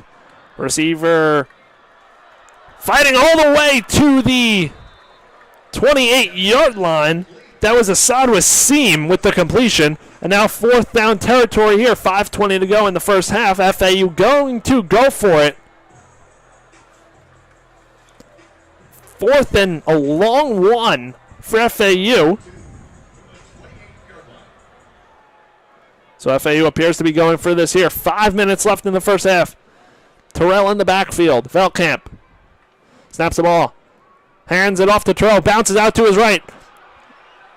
And has the first down. Xavier Terrell barely squeaks by 3 FAMU defenders. And it's just enough for the first down, so FAU keeps the chains rolling. And they are set up from the FAMU 24-yard line. 5 rushes, 18 yards now in this one for Xavier Terrell. Has been a part of FAU's dynamic running game. 1 receiver to Velkamp's left. Terrell in the backfield to the right, as well as 3 receivers. Velkamp takes a snap, throws, and complete. Quincy Brown. Quincy Brown's first catch of the season.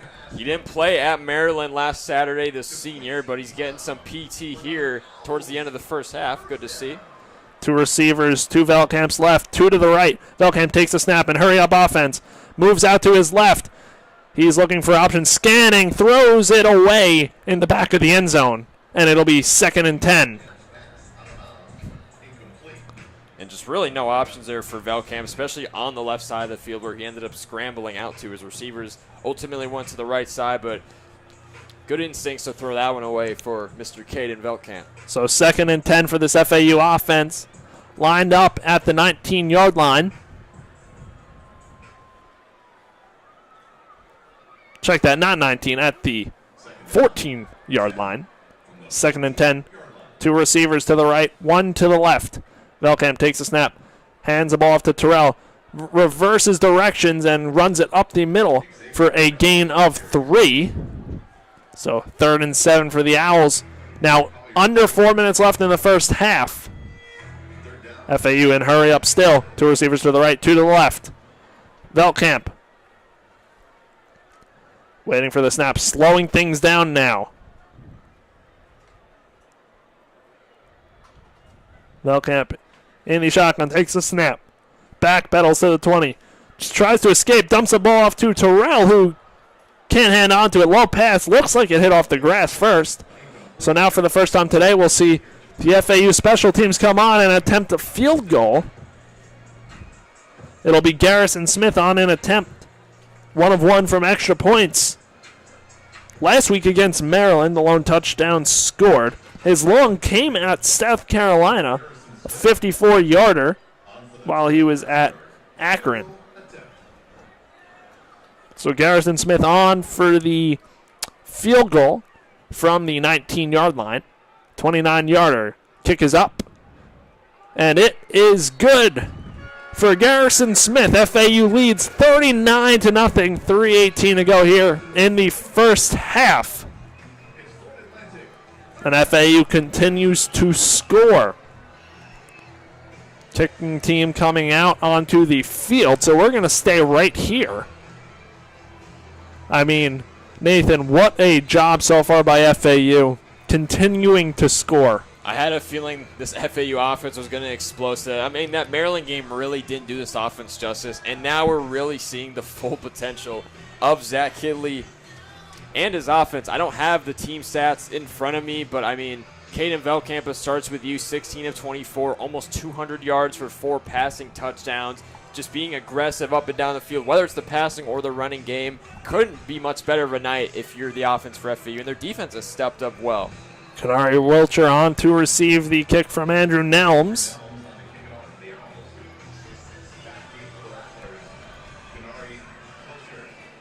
Nelms working out the footing on the American logo at the 25-yard line of FAU. Ready to kick it off. 3:18 to go here in the first half. Nelms boots it deep and over the head of Wilcher for a touchback. That'll bring the ball out to the 25-yard line of Florida A&M. And FAU looks to continue to string together these defensive stops. And it's really been their D-line. And I mean, it starts with team captain C.J. Doggett Jr. in the middle at tackle. Or excuse me, at guard. So, I mean, we'll see if this FAU defense can continue to step up here late in the first half. So Jet Petty bringing his offense out onto the field.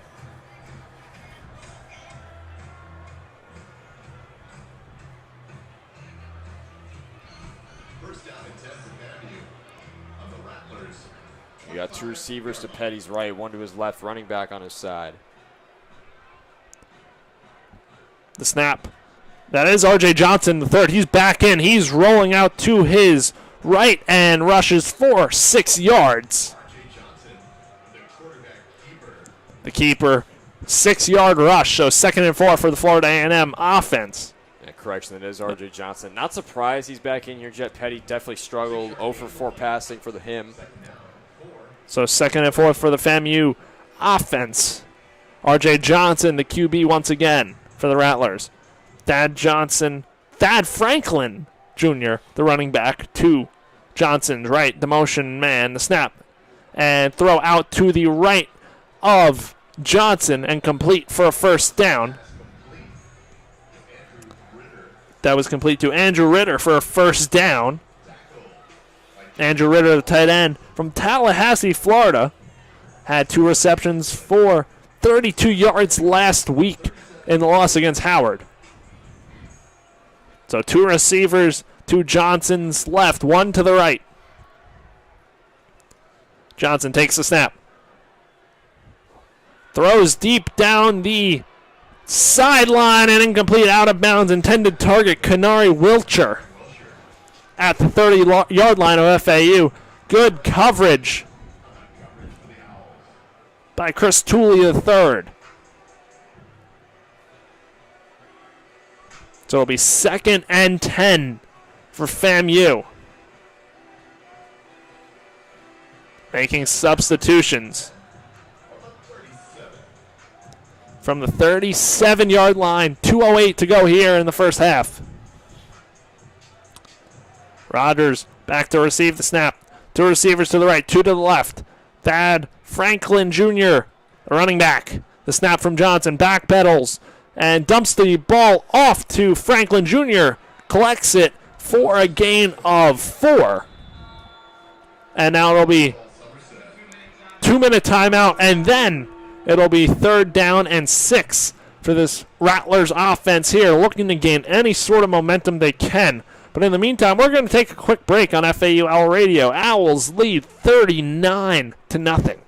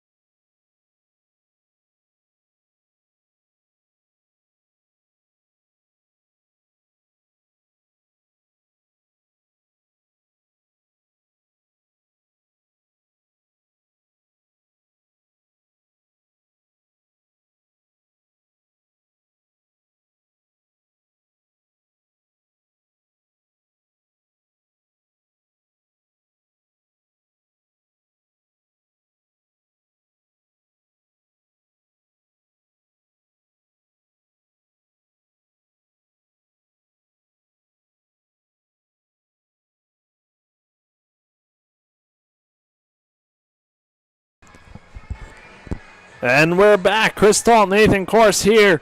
2-minute warning of the first half. FAU leading it 39-0.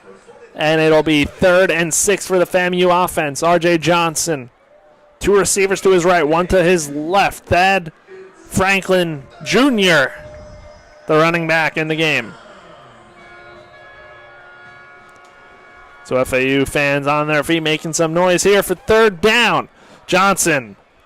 Motion man, takes a snap, looks to his left, the running back on, big play for FAMU. And that was actually Jamal Haley, the running back. Big play out of the backfield, snuck out of there, got past the FAU defensive line for a big gain, and now in FAU territory, 1:54 to go here in the first half. Good tackle by FAU safety Chris Keys Jr. was flexing on him a little bit after the play. So on the Owls' 42-yard line is FAMU. The snap to Johnson was low. Johnson rolls to his right, decides to quarterback keep it, and rushes for a gain of 3. Now at the 40-yard line of FAU. Clock ticking here in the first half. 1:40 to go. And a good opportunity for FAMU to not only get down the field, but control the clock a little bit. Don't want to let FAU get the ball back. So it'll be a 2nd and 8 from the FAU 40. 3 receivers. 2 Johnson's left, 2 to the right. No one in the backfield. Crowd chanting defense. Johnson takes the snap. Looks left. Quarterback keep once again. Stays put right at the 40-yard line. No gain, so third down here. Now a minute to go in the first half. And a timeout called.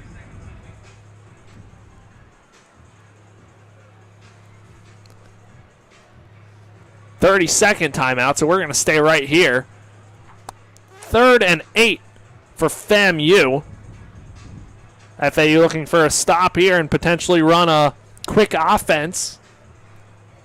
I mean, we'll see. I mean, we know Velkamp is aggressive. I won't be surprised if FAU is able to come up with a stop here. If he decides to go the other way, control the clock, go and score, maybe at least get a field goal. FAU does have the ball to start the second half, so they could see them kneeling on it here if they get the ball back in this first half. But FAMU, 3rd and 7. So FAU looking for the stop. It's been stop after stop for this FAU defense. And the FAU offense, it's been a track meet for FAU at the least. 39 first half points. Yeah, and I'm really just happy at how spread out the offense has been. Multiple receivers getting involved. We've yet to see Messer get a touchdown. I'm sure we'll get one from him. But, I mean, you got Henry with 2. Wasim's got 1. So 3rd and 7 for the FAMU offense here. 2 receivers to the right, 2 to the left. The snap. Johnson looks deep. Has a man wide open down the field into the FAU 26-yard line. Pass complete to Jamar Taylor, the receiver. And FAMU in business. An official timeout, though, for an injured player down on the FAU side. On the FAMU sideline, but an FAU player. Trying to make out who that is. Can't tell who it is. FAU trainers around the defensive player.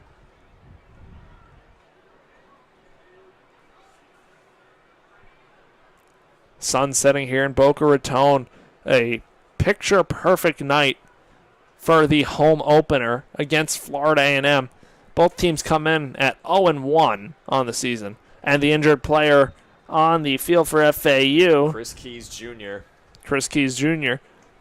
FAU safety in his senior season from Collins, Mississippi, has played at Indiana as well as Mississippi State. He's walking off under his own power, though, so a good thing to see. FAU defense taking the field again, as well as the FAMU offense. It'll be 1st and 10, 55 seconds to go from the 27-yard line, 28-yard line. R.J. Johnson, 2 receivers to his left. Motion from the top to the left. Johnson takes a snap, looks left, deep towards the end zone. Wide open man, and off the hands of Jalen Rogers. Wide open towards the goal line. Had it inside the 5 and just couldn't hang on. And it's 2nd and 10 for FAMU. And there's just been multiple offensive plays from the Rattlers that have just been so close. Really that exact thing where maybe the ball's overthrown or underthrown a little bit. Receiver has to extend to the most of their power, and they can't quite come up with it. Just so many plays like that. They've come so close. So 2nd and 10. Offense lining up. 3 receivers to the left. 1 to the right. The right is Kanari Wilcher. Rogers takes the snap. Back pedals.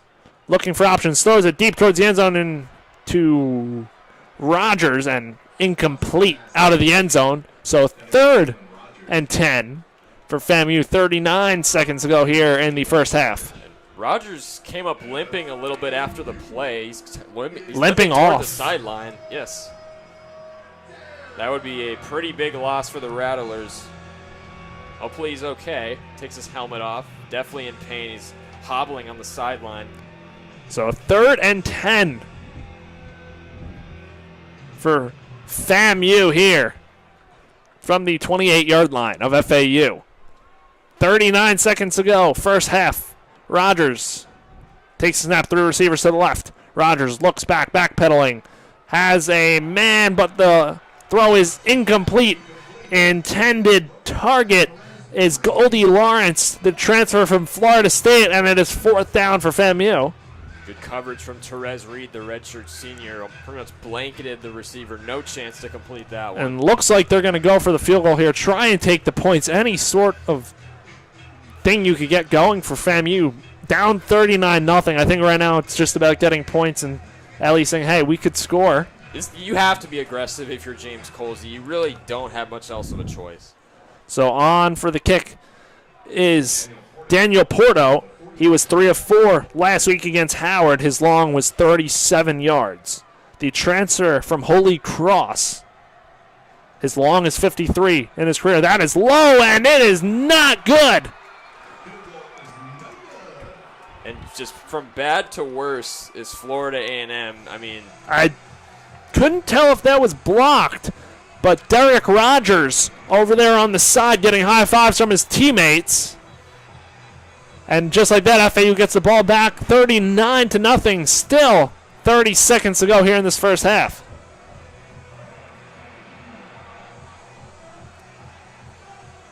I'm not sure. I think Wilkie Denard was limping a little bit towards the sideline. Hopefully he's okay. So now FAU coming out onto the field.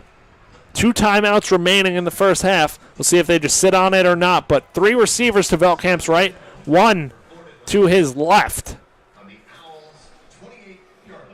From the FAU 28-yard line where Daniel Porto just missed from. Velkamp takes a snap. Hands the ball off. Bouncing off of tackles is Jamari Sands. FAU and hurry up here. Messer moving over to the right side. 3 receivers to the right, 1 to the left. Velkamp and hurry up. Velkamp snaps it, goes back, moves up, gets rid of the ball to Sands in the open field and hustles out of bounds at the 44-yard line for an Owls first down. Now 6 seconds to go here in the first half. Killy being so aggressive. Nice little shovel pass. Now, from Velkamp to Sands. With Velkamp's arm strength, certainly in range of a Hail Mary situation. See if they do that or if they do a quick play to get out of bounds with the timeout remaining. 2 receivers to the right, 2 to the left. Velkamp walks back up to his offensive line and now back to the running back, Xavier Terrell. Now in for Sands. Velkamp takes a snap, drops back. This will be the last play of the first half. Velkamp dumps it off to Terrell. Past the 40 to the 32-yard line all the way, but that'll end the first half. Big dump off to Xavier Terrell. And FAU with a dominant first half, 39-0 lead. I mean, all assets, all facets of FAU's game working to complete dominance on both sides of the ball.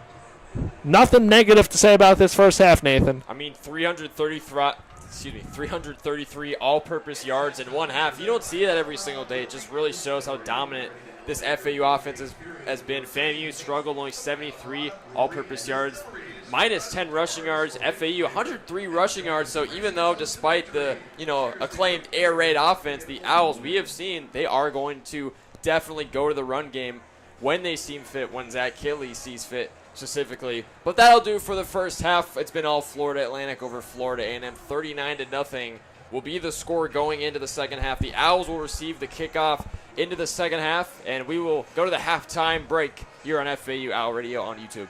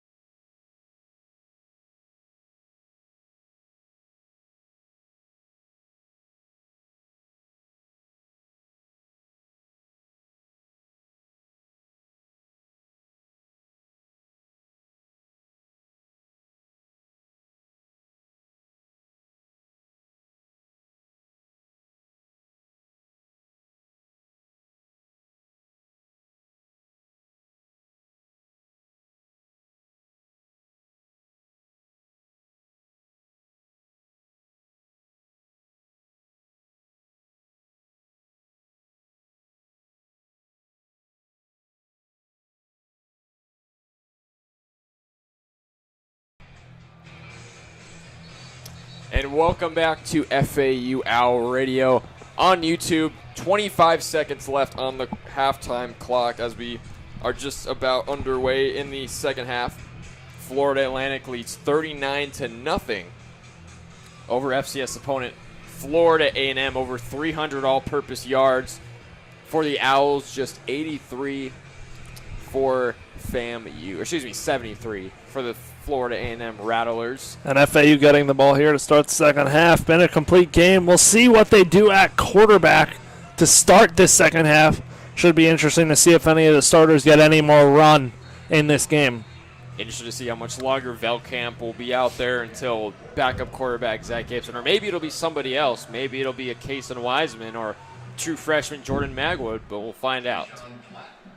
And it'll be Jay-Sean Platt back to return this for FAU for the first time this game. We know how fast and elusive he is. He can really return the ball. We saw it against Maryland as the kick is up and away from Florida A&M, but Platt will let this one bounce in the back of the end zone for a touchback. So the FAU offense will start their next drive from their own 25. And Caden Velkamp is coming out onto the field, so it looks like FAU going to roll with the starters here in the start of the third quarter at the least. Wouldn't be surprised if Kitley wants to see one more score from his starting unit, and then after that maybe look towards the backups. As we begin the second half, 15-minute first down and 10 from their own 25. The FAU offense, two receivers to the left of Velkamp, one to his right, tight end Michael Kirsch, running back to Velkamp's left. 230 total pass yards from Velkamp in that first half. First snap of the second half. Fakes it to jet sweep. Over to the other side of the field, down the sideline, taken out of bounds around the 40-yard line. I think that was Jay-Sean Platt on the jet sweep. Jay-Sean Platt showing his quickness on that play. Very fast-moving receiver is Jay-Sean Platt, and FAU just like that in business again. So first down and 10 from their own 41. Two receivers to the right, one to the left. Velkamp takes the snap. Hands it off to his running back.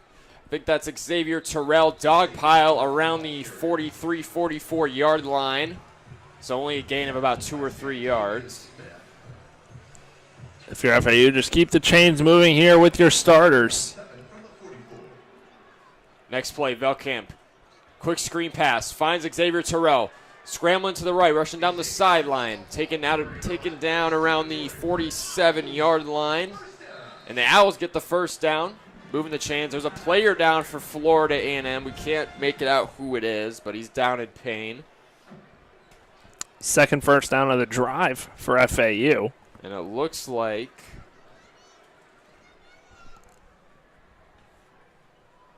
that's Corey Collier Jr. who's down for the Rattlers. Corey Collier Jr., transfer from University of Florida and Nebraska. Speaking of University of Florida, they just lost on a game-winning field goal from USF. That lost by the score of 18-16. A 3-second field goal to win the game from 20 yards out. And USF 2-0. After that one, they might be ranked. 2 ranked wins to start the year. No team has 2. Except for USF now. So quite the impressive feat to go into the swamp. And they are a team to watch now out of the American for certain this year. I think they immediately become the favorite in the American. I mean, you got other great teams, like Memphis. You could maybe even put East Carolina up there. Navy.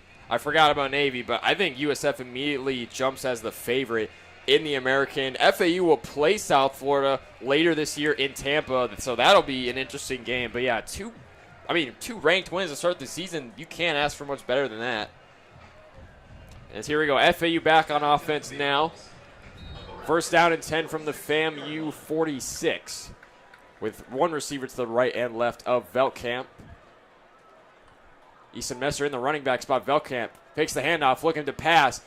Short pass, finds Xavier Terrell. Taken out of bounds around the 46, 47-yard line. Little chunk yardage for the Owls. It's a gain of 1 or 2 yards. Your FAU, just keep moving the sticks. Just keep moving. No such thing as a bad gain of yardage there for FAU.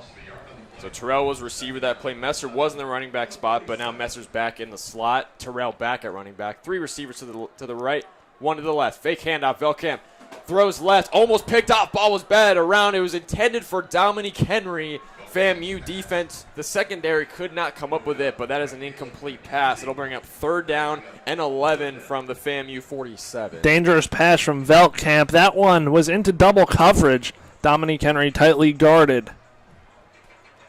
Dominique Henry, 2 touchdowns so far today. 3 receivers to the left of Velkamp, 1 to his right. 3rd down and 11 from the FAMU 47. Velkamp getting signals from the sideline. He's going to give it a second. Velkamp takes the snap, back to pass. O-line doing a very good job. Velkamp will scramble out to his left.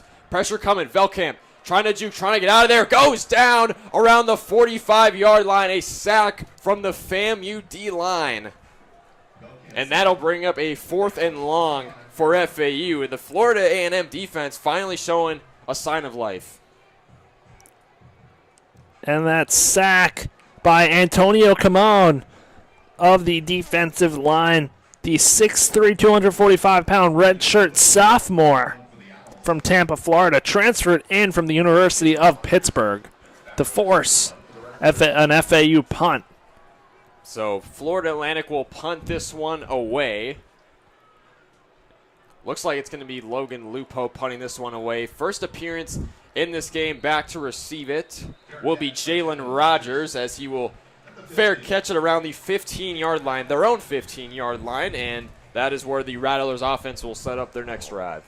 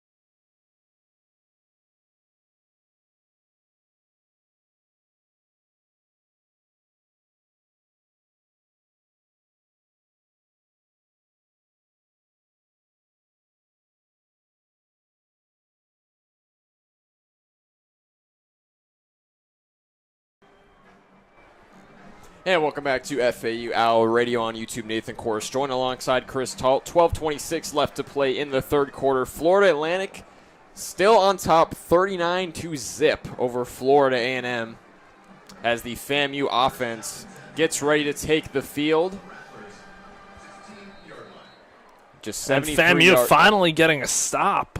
Feels like forever. And only 73 yards of offense. They need to step up on that end of the field. As Johnson takes the snap, running back, running out to his right, taken down around the 22-ish yard line. Jamal Haley with the carry. That was third rushing attempt so far on the game. And now we have an injury timeout on the field. It's an FAU player down. I can't quite make it out who it is. Down on the around the 25-yard line on the opposite sideline.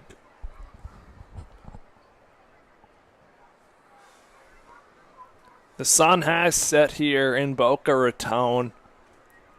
Beautiful September night for football.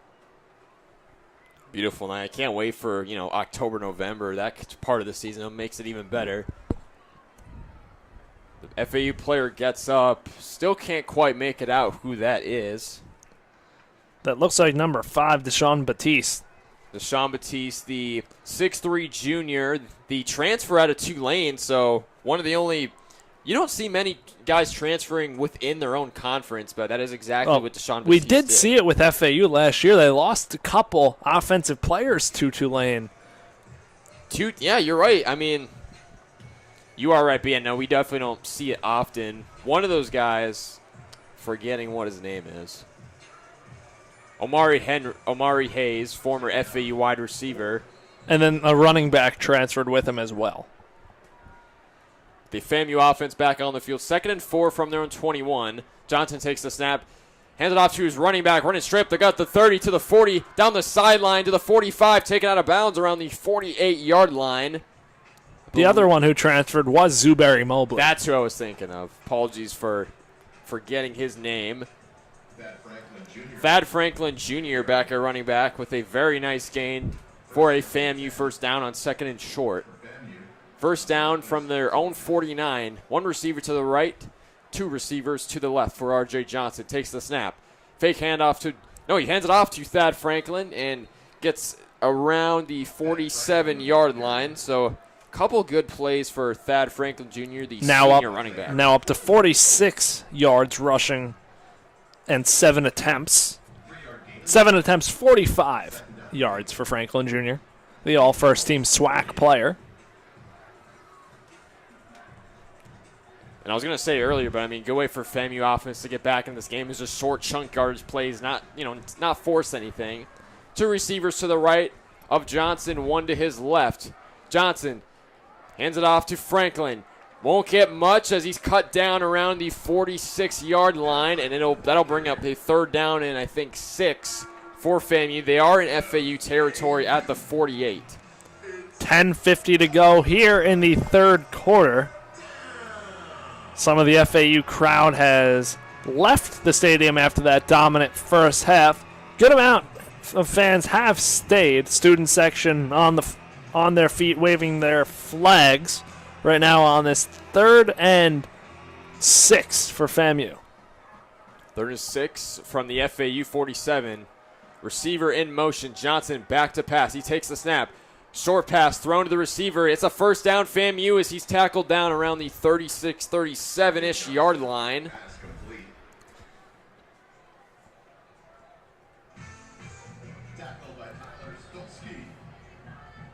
And I think that was Armand Burris with the catch. Tackled by middle linebacker Tyler Stolsky, one of 7 FAU team captains.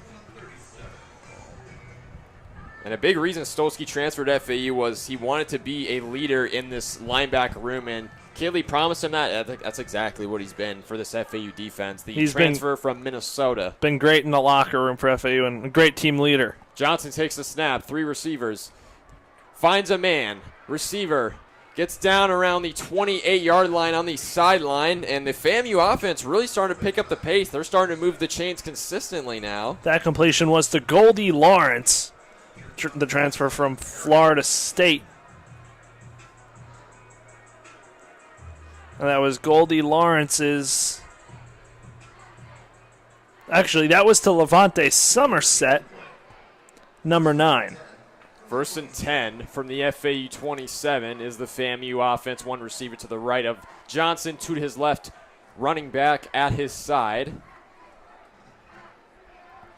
Rattlers and Owls territory. Johnson taking the snap. Back to pass immediately. Finds a wide open man at the 10, the 5. Touchdown, Florida A&M. Their first of the ball game. The Rattlers finally a big sign of life on the offensive end, and they get in for 6 to cut into this FAU lead. Jamar Taylor with the touchdown for Florida A&M, and James Colsey must be pleased with that. A pretty much wide open pass. Wide open down the right sideline. FAU just left him uncovered into the end zone. Could have walked in. It's a 27 touchdown for Jamar Taylor.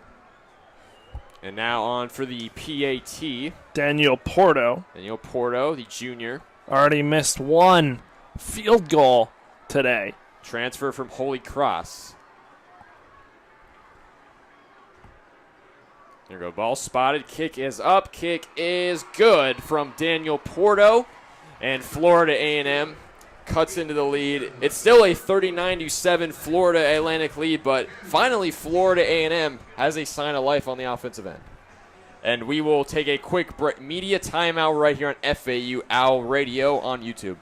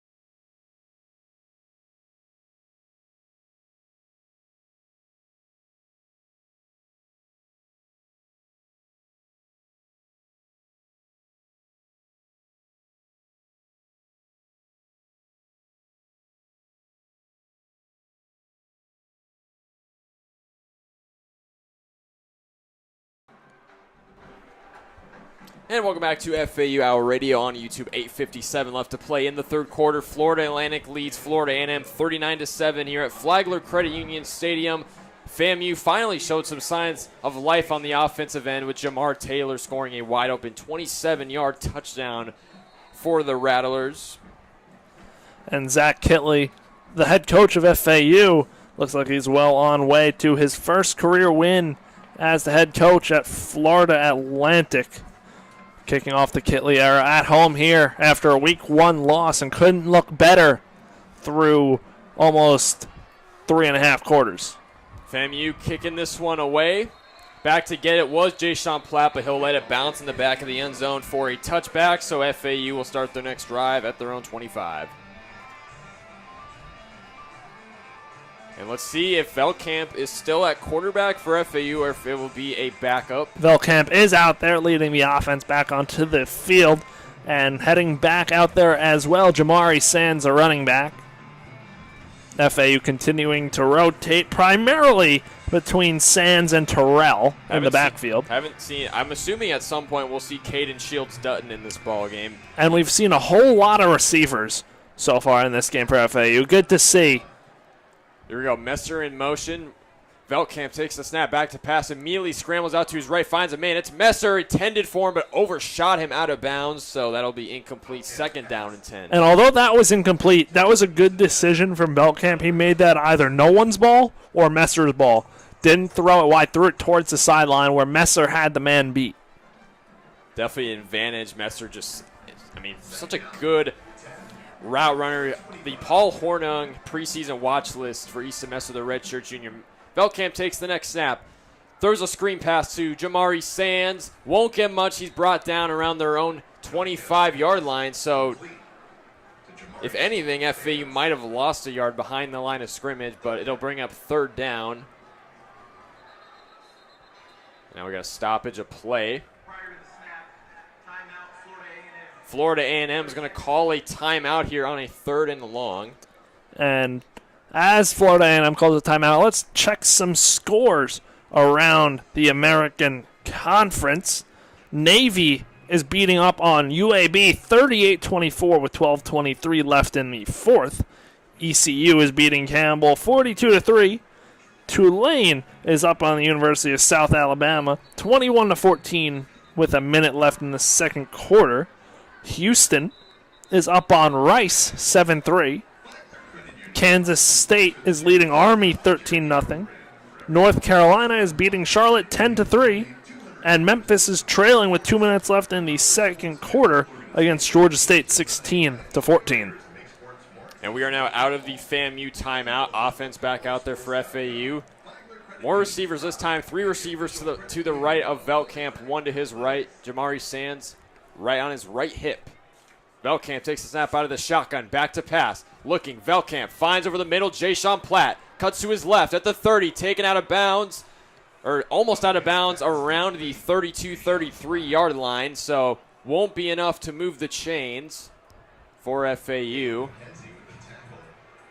FAU offense definitely kind of playing it back this second half. Haven't seen any hurry-up offense that we saw in the first half. Obviously, you don't need to with 39-7 lead, so draining more clock as now we are under 8 minutes to go here in the 3rd quarter. Definitely not, as Logan Lupo will be back to punt this one away for the Owls. Can't tell who the return man is for the Rattlers.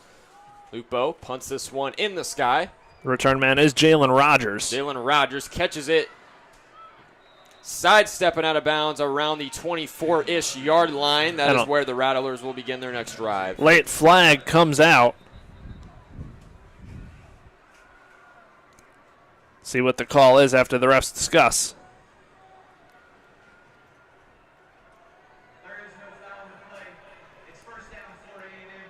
All right, so flag picked up, no foul on the play. So Florida A&M going to start offensively from the 21-yard line. And obviously the last offensive drive from Florida A&M went very well, just mostly chunk yards, but I mean I think that's what you want if you're second-year head coach James Colsey III.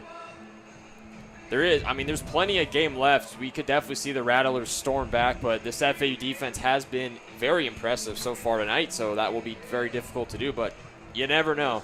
Especially in the American, it can get crazy. It certainly can. One receiver to the right of R.J. Johnson, running back to his left. Fake handout to the running back. Johnson fakes a throw, jukes a man, take down around the 25-yard line. So only a couple yards to gain for FAMU. It'll be 2nd down and I believe 7. 2-yard gain. So 2nd and 8 for FAMU here. Now under 7:30 to go in the 3rd quarter. FAMU with the only points of the second half. A touchdown. FAU scored 22 in the 1st quarter, 17 in the 2nd. Johnson back to pass, takes the snap. Pressure coming, throws it deep for a man, but it's picked off by the FAU secondary. Flag is down on the field. Wendell Fillard with the interception, cutting back to the right, takes that out of bounds, just past the 40. There is a flag, though. We will see what the call is. This could be called back, but Wendell Phillord jump in the pass, but flag, we'll see what happens.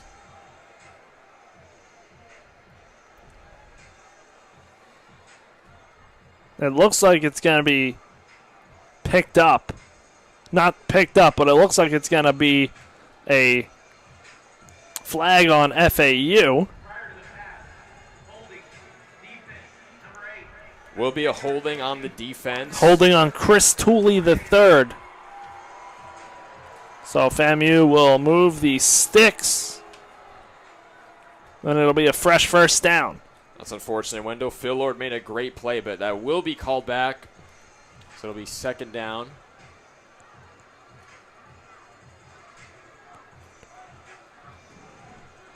So first down for FAMU from their own 35-yard line. Now under 7 minutes in the third quarter, 6:50 to be exact. 3 receivers to the right of Johnson, 1 to his left, running back on his right hip. Johnson on first down. Gets the handoff to the running back. Only gets about a yard or two taken as he's cut down around the 37-yard line. FAU doing a great job tonight of stuffing the run. Only 30 rush yards combined for the Florida A&M rushing attack. Second down and 9 from their own 37 is this FAMU offense. 2 receivers to the right, 1 to the left of R.J. Johnson. As he's back to pass, takes the snap. Finds a man. Spinning at the 40, taken down around the 45. Almost a first down, but not quite, so it'll be third and short for the Rattlers. Third and inches. Pass was complete to Levante Somerset, one of the other running backs on this FAMU team. Somerset last week had 9 carries for 37 yards.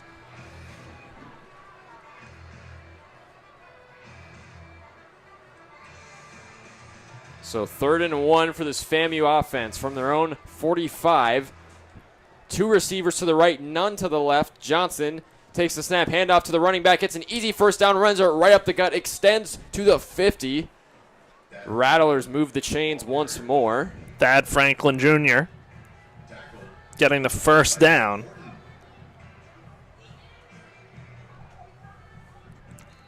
Franklin Jr. played at Miami and then University of Louisiana Monroe. He played in 5 games as a true freshman in 2021 with Miami, rushed for 172 yards, had 2 touchdowns. And in 2021, he was the 232nd ranked prospect in the ESPN class and the number 11 running back in the very class. So an impressive commit at the time to Miami, now here at his 3rd school in Florida A&M. For sure, and we will have an injury timeout. A Florida A&M player is down. We can't make out who it is. It's an offensive lineman, however. But we will take a quick break right here on FAU Owl Radio on YouTube.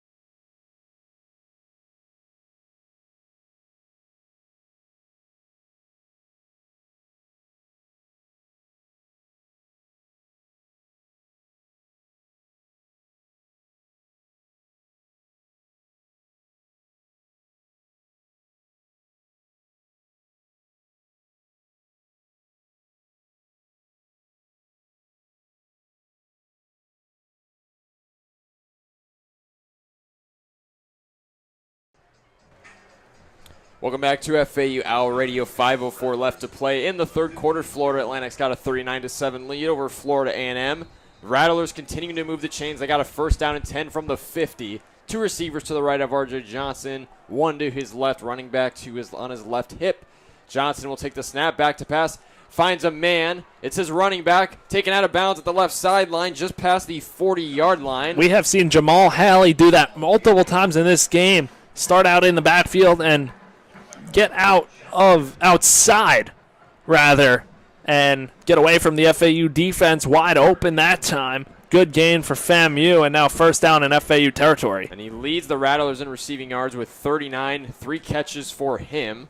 So it's about 13 yards average. 3 receivers to the right, 1 to the left. Johnson, first down and 10 from the FAU 38. Finds a short pass, taken down not out of bounds, down around the 40-yard line. So they get about halfway, not quite enough. Nathan, how good is it to have college football back, especially here in Boca? Tough season last year for the Owls, finishing 3-9, and now on track to get their first win of the 2025 campaign and first win in the Zach Kitley era. Feels so good. 3 receivers to the right, 1 to the left. Johnson on second down and 12. Johnson, quick throw to Haley, taken out about down around the 38-yard line.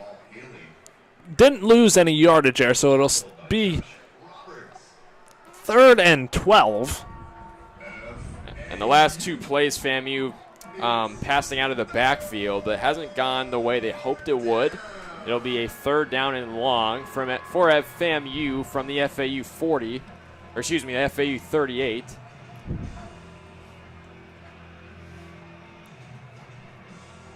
FAU doing a really good job tonight of keeping FAMU in 3rd and long. That's what very successful teams do. Johnson takes the snap. Pressure coming. Johnson stays on his feet, evade the tackle.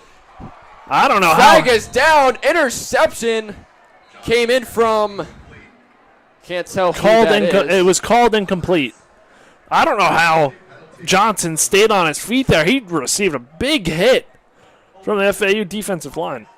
It's going to be holding on the offense. So, yeah, holding on the FAMU O-line. So that'll bring up 4th down and 10 from the FAU 38. We'll see what Would Florida expect A&M them to will go do. for it here, though. 3:01 now left in the 3rd quarter. For Florida A&M, just go for it, work on something here. FAU, got to keep them short. The offense will stay out there. Goldie Lawrence will sit down. So, yeah, FAMU going for it on a 4th down and 10 from the Owls 38. 2 receivers to the right, 1 to the left of R.J. Johnson. Takes the snap. He's back to pass. Evading pressure, getting out of there. Johnson's going to take off at the 30, the 25. Johnson just around the 20-yard line, and that's a first down Florida A&M, so the 4th down gamble pays off. James Colsey III must be happy with that. A heads-up play from R.J. Johnson III to escape trouble and bring it all the way down to the 20 for a 18-yard run. Next snap, Johnson takes it. Airs it out for the end zone, but overthrew his receiver. And it was Jaden Sweeney covering it. Couldn't tell who the receiver was, though. Jaden Sweeney, transfer from Liberty. Last week had a tackle in the loss to Maryland. So it'll be 2nd down and 10 from the FAU 21 now. And now 2:26 here in the 3rd. So 1 receiver to the right, 2 to the left. 2nd down and 10 from the Owls 21. Johnson takes a snap. Handoff to his running back. Running towards the left side, taken down around the 19-yard line. Gets about halfway to the line to gain. That'll bring up a 3rd and medium. Tackled by Wilkie Denard. There's Wilkie Denard with the tackle.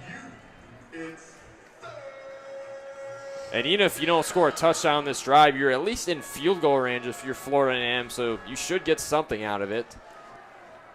Johnson takes the next time, hands it off to his running back to the left, taken down around the 13, 14-yard line. And now it'll be 4th and 3 for Florida A&M. I would assume they'd go for this here, down 39-7. And it looks like that's what they're going to do. Looking over at the sideline and head coach James Colsey III to see what game plan is here for 4th and 3. Now 1:30 to go here in the third. Two receivers to the right and left of R.J. Johnson, running back on his left side. 4th and 3 going for it from the Owls 14.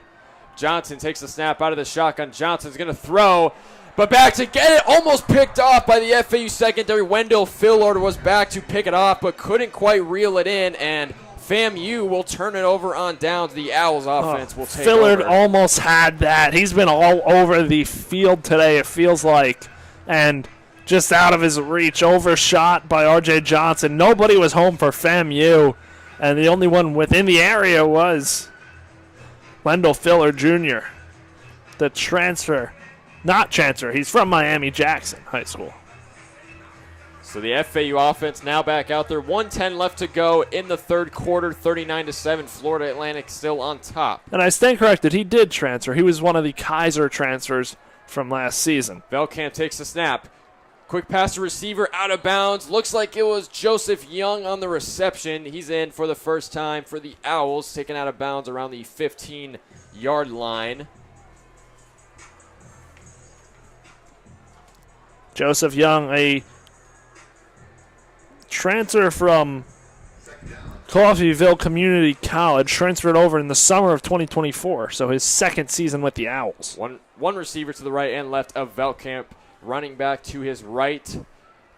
Velkamp hands it off to the running back, trying to shove it up the gut of the FAMU defense, met by a dog pile, taken down around the 20-ish yard line.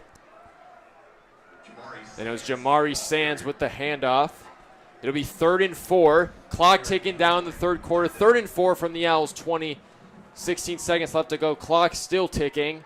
Velkamp trying to get a signal. 5 receivers on the field for the Owls, 3 to his left, 2 to his right. They could run the clock out if they want to, but not doing that. QB option. Velkamp, QB rush up the middle, taken down, or really dives down around the 26, 27-yard line for an FAU first down, and that is how we will end quarter number 3 in Boca Raton. Owls lead 39-7 over Florida A&M. It'll be first down for this FAU offense when we come back on FAU Owl Radio on YouTube.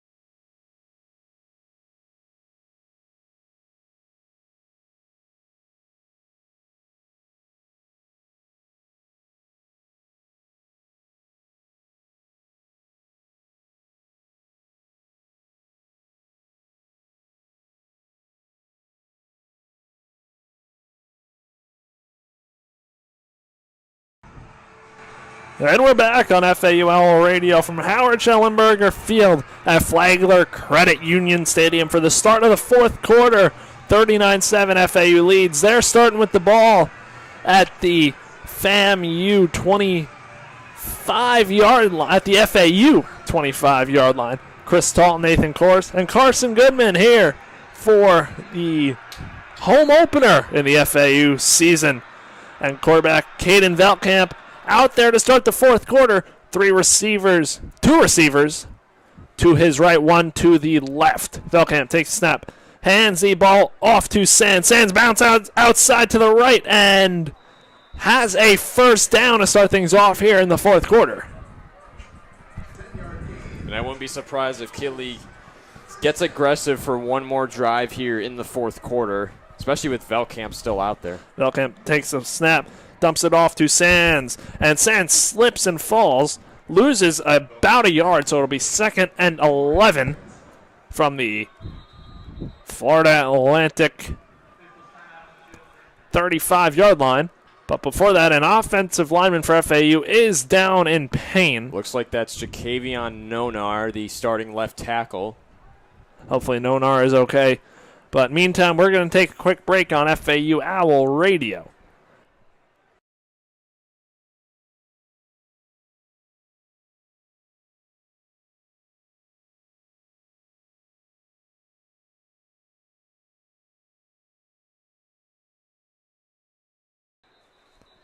And we're back. Nonar seems to be okay, walking off the field under his own power, limping though. And it'll be a 2nd and 11, 14:30 to go here in the fourth. FAU looking for their first points of the second half after the barrage of touchdowns. 5 touchdowns total in this game for FAU.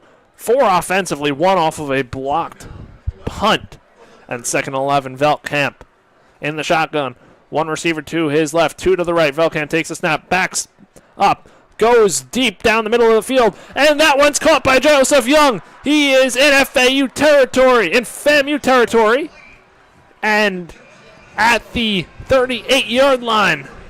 The redshirt junior Joseph Young transferred in from Coffeyville Community College back in summer of 2024, getting some good PT here. So now FAU rolling. Veltkamp takes a snap, drops back, goes deep down the right sideline. Intended receivers Young, and he passes out of bounds and incomplete.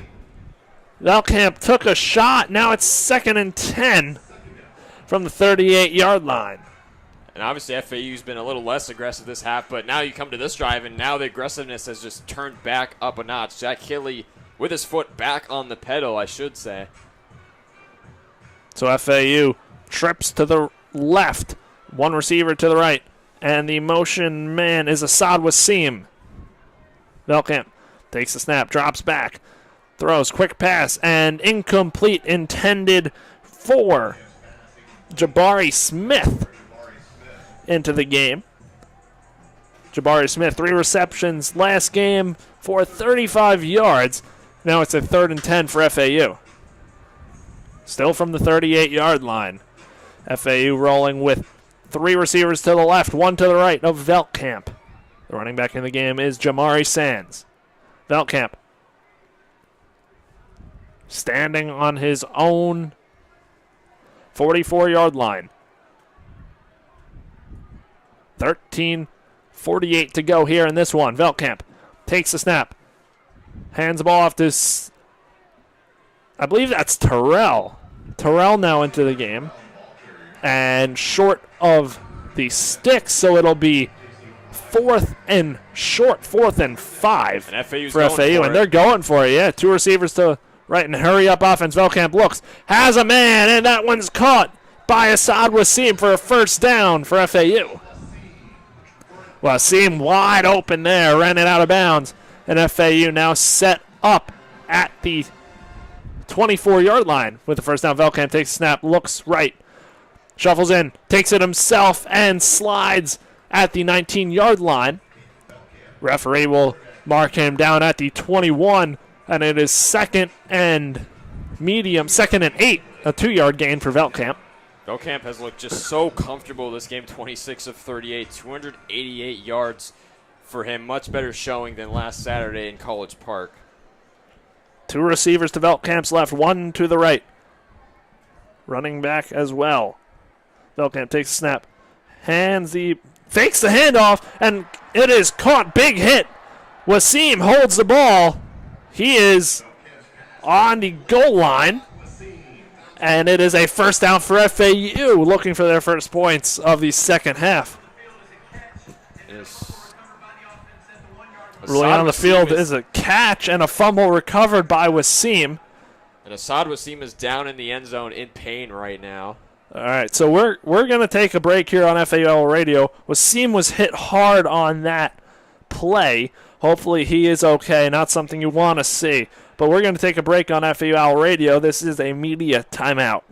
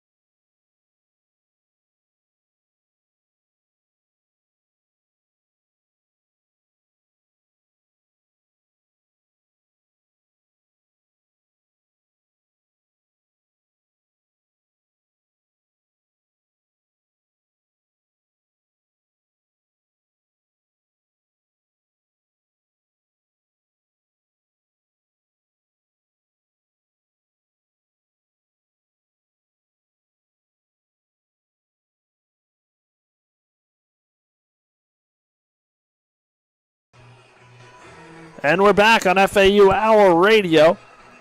Referee review, call stands.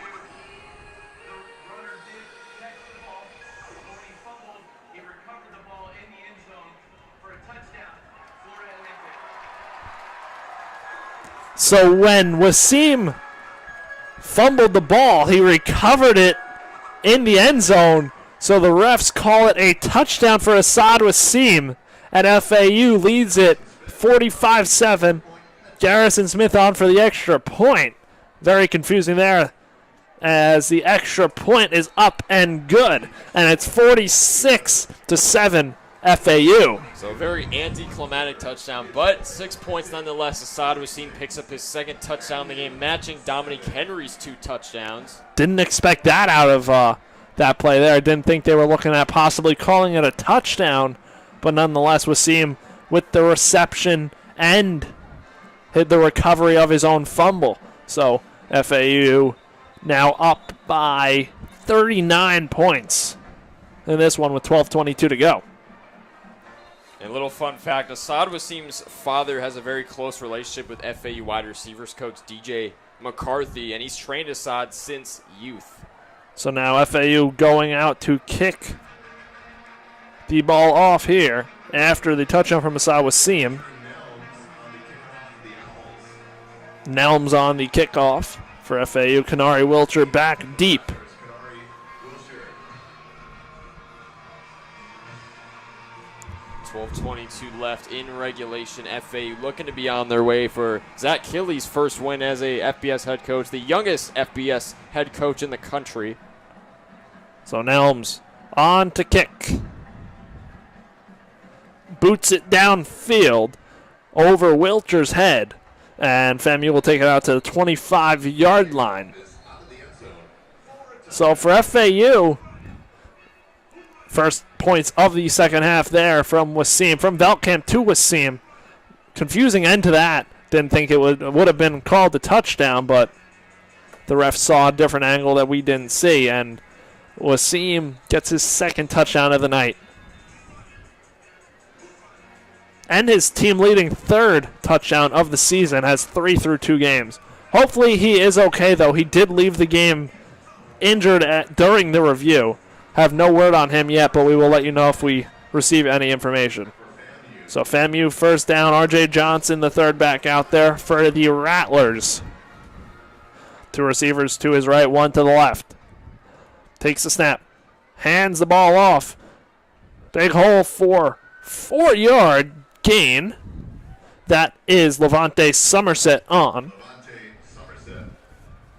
And it'll be 2nd and 6 for the Rattlers.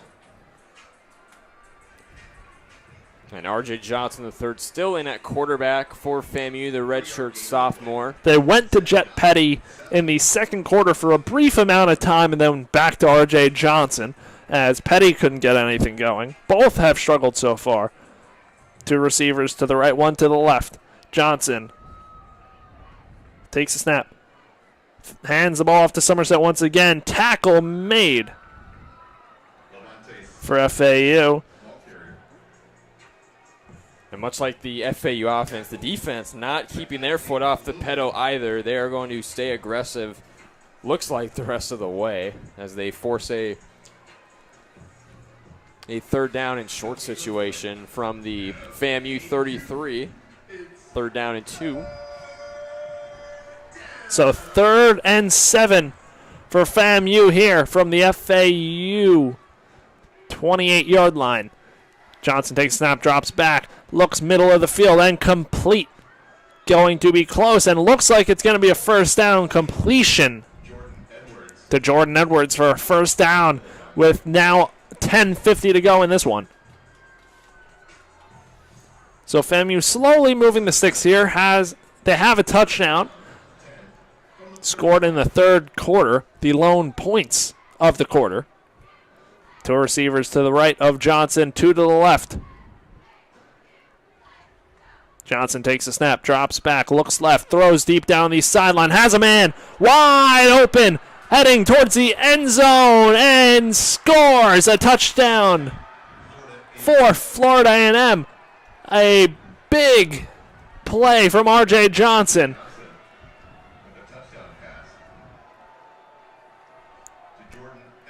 Jordan Edwards, the receiver, completing that catch and run for the end zone. Big play.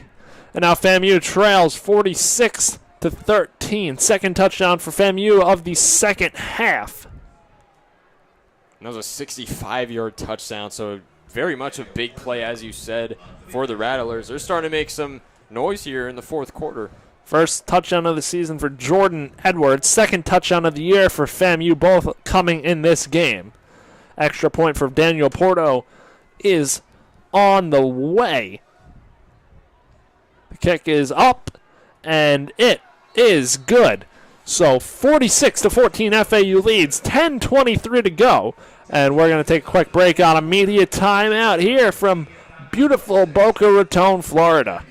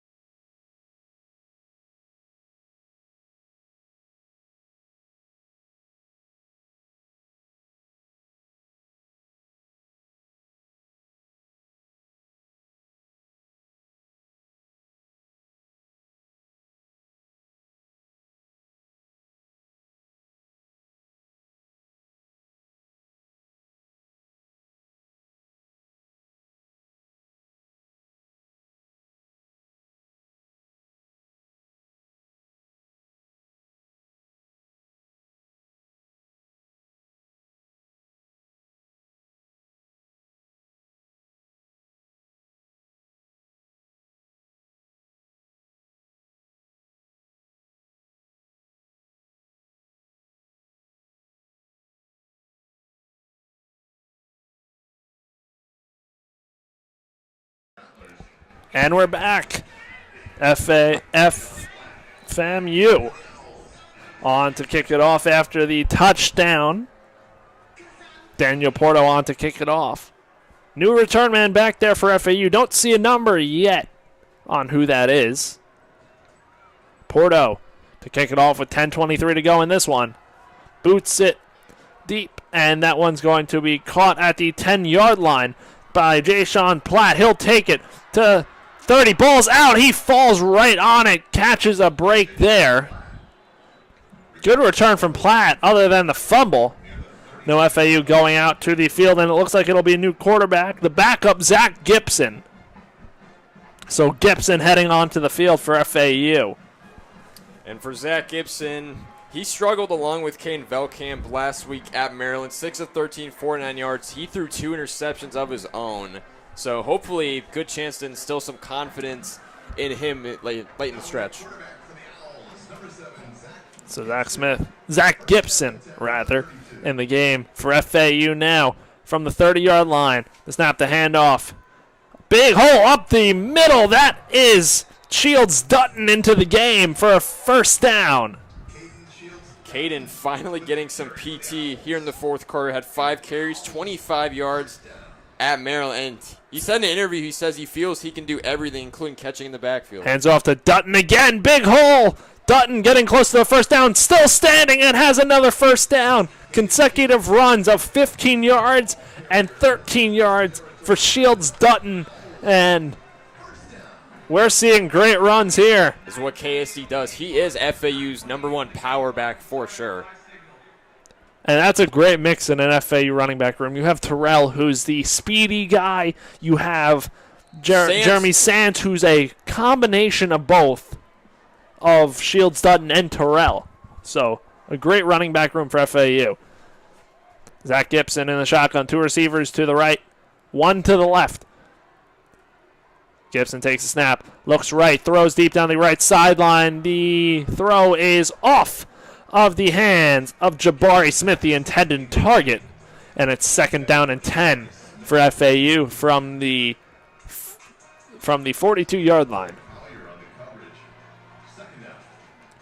And 472 yards of total offense from FAU thus far, 285 for the Rattlers. So 3 receivers, trips to the left, 1 receiver at the top to the right. Zach Gibson shifts Dutton over to his right.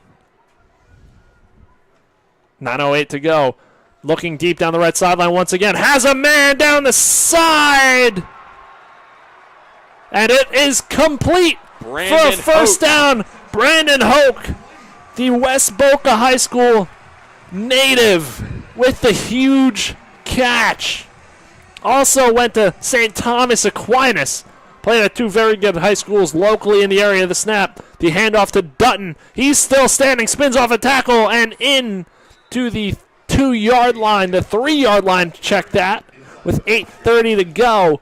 And the FAU backups here looking very good so far. And how did Caden Shields Dutton do that, spinning off almost on the ground? I mean, this just goes to show how strong he is, especially in a red zone territory. It makes sense to have him in.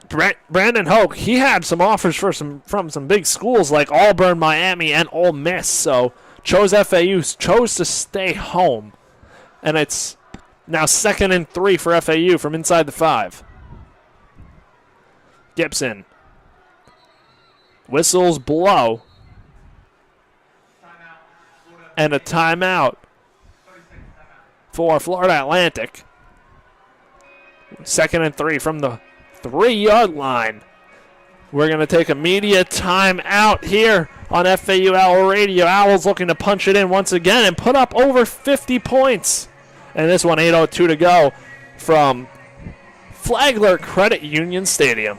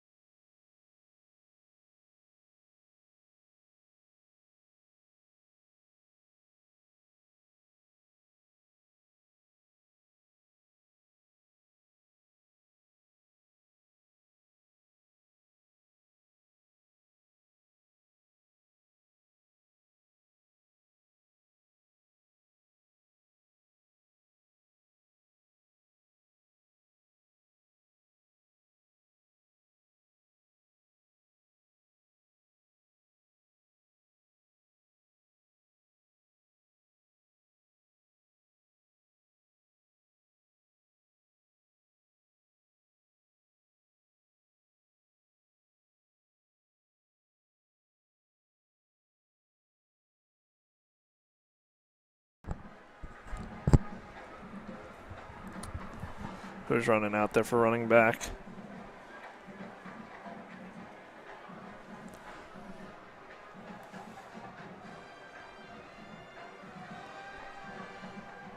FAU back onto the field. 2nd and 3 from the 3. Zach Gibson, the quarterback, on for Caden Veltkamp with this 46-14 lead. Dutton, the running back, hands it off. Trying to go up the gut.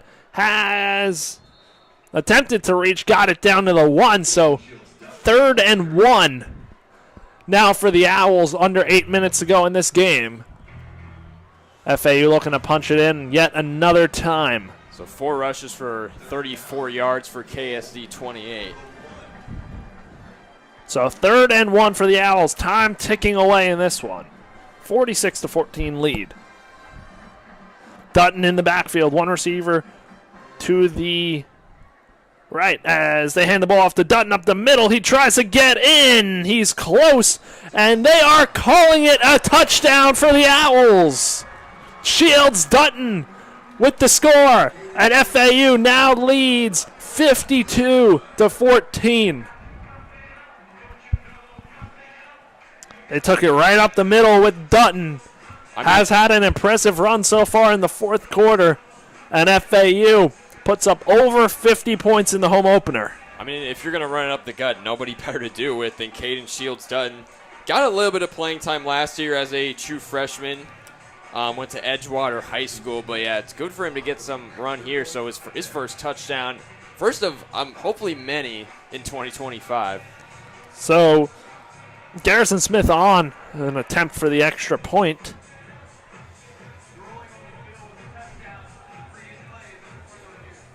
Refs blow the whistle. The touchdown is under further review. So we'll see what happens. What do we think, Nathan? It was definitely close. The judge on the right sideline came running in first, called it a touchdown. Let's see if we could see if they show any replays on the replay board. From what I saw live, I think he just got the ball right on the line of the end zone, like, the distance of the pylon. I think he got in just barely, but it's going to have to be indisputable evidence either way because it was called a touchdown on the field. You also got to take into account if when his knee was down, if the ball had crossed the end zone line yet. But hopefully this doesn't get called back.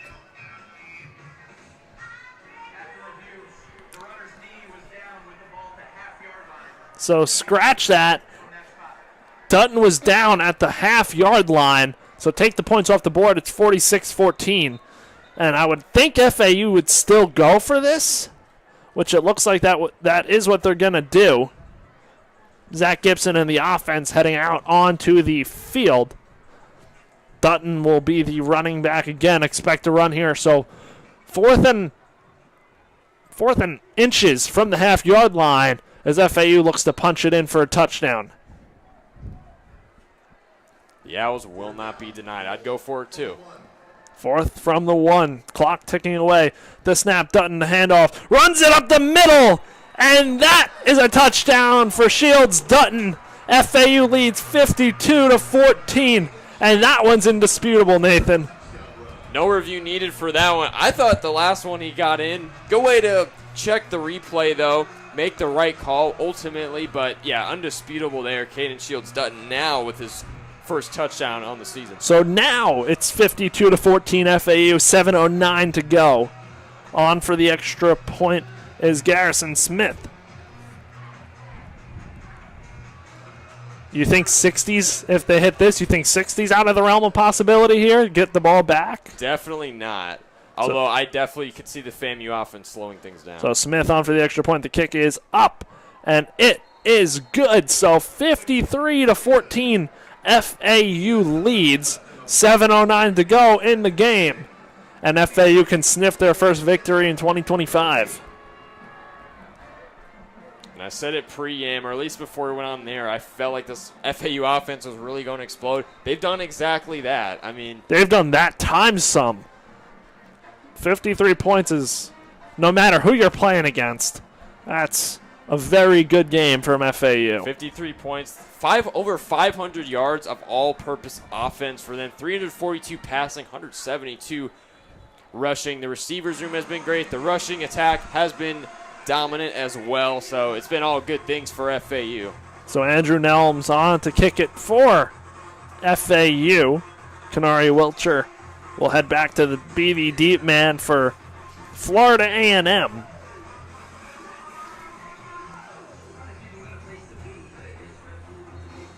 The FAU record for most points in a single game is 63. They are 10 away from that 7:09 to go. That will be difficult, and I wouldn't put it past the Zach Kitley offense, but I don't know if that's the right thing to do right now. It's not a close game, so don't think you should really be running up the score here if you're FAU. Definitely. The kick is off and on the way from Nelms and over the end zone for a touchback, and Florida A&M will bring things out from the 25-yard line. And a good chunk of the crowd has left the stadium, but for good reason. FAU on top 53-14. Very pleased with what they've seen today. A lot of the student section, though, is still very much filled, at least in the lower deck. So Florida A&M coming out to the field. Ready to go here. New quarterback. It looks like it is Jet Petty. Petty takes a snap, hands the ball off, and wrapped up and tackled short of the line.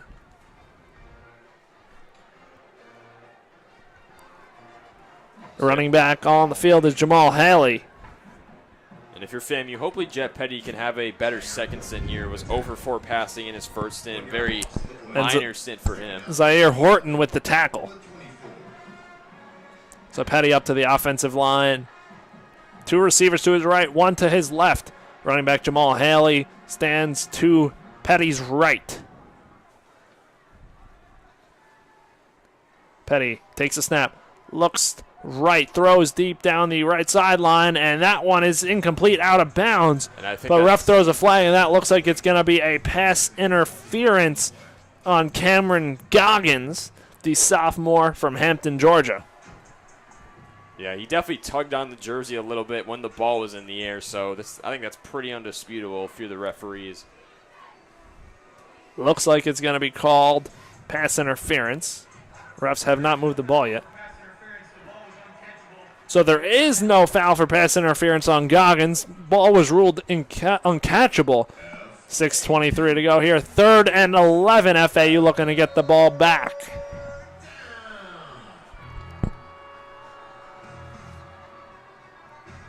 Third and 11 for Jet Petty and the Florida A&M offense. Haley, the running back, to Petty's right, as well as two receivers, two to the left and two to the right. Petty takes a snap, backs up to his 15-yard line, dumps it off to Haley. Haley rushing up to the 30-yard line, so it'll be 4th and 5 for Florida A&M as the clock continues to tick away. 6:08 to go in this one, and it looks like Florida A&M is going to punt.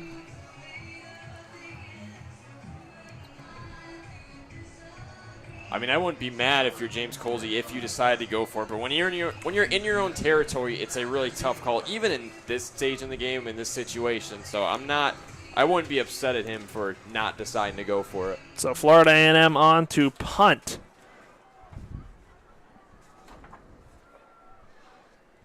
Punter Robert Inslinger waiting for the snap. Kicks the ball away. Moving back to receive it for FAU and running it out of bounds is Easton Messer, the return man. 5:22 to go in this one. FAU 5.5 minutes away from win number 1. And Messer taking no chances on that, running it out of bounds. Don't want to do anything crazy here. Up 53-14. And I'm excited to see some of these second, even third stringers for FAU in the receiving corps, specifically true freshman Braden Hoach. that crazy catch he made not too long ago. Hopefully to see more of him the rest of the way in this one. Very excited. At first attended West Boca for the first 2 years, then transferred to St. Thomas Aquinas. And there's a few other guys on this roster, specifically in the running back room, that went to SCA, that being Xavier Terrell, Jamari Sands, and Josh Harriet. So FAU ready to go here. In at quarterback for the Owls. Jordan Magwood, the freshman quarterback, making his first appearance. And a big play out to Jabari Smith for a first down. And that's his first completion of his college career. Jordan Magwood from Tampa, Florida, stands at 6 foot 195, wears number 17 for FAU. He's been committed to FAU for a good while now, committed back in the wintertime. So Magwood in the backfield, lined up next to him to his right is Shields Dutton. 2 receivers to the left, 1 to the right. Man in motion for FAU. As Magwood hands it off to the running back, up to the 40, up to the 35, almost the 30. Dog pile down to the 30 is the running back. Not sure who that is, but Joshua Harriet, also from St. Thomas Aquinas, as you just said. So big first carry for him now, under 4:30 to go in this one. Lots of new players on the field for FAU getting some time here. Good to see. You also got tight end Reed McKeska making his first appearance. So now they bring in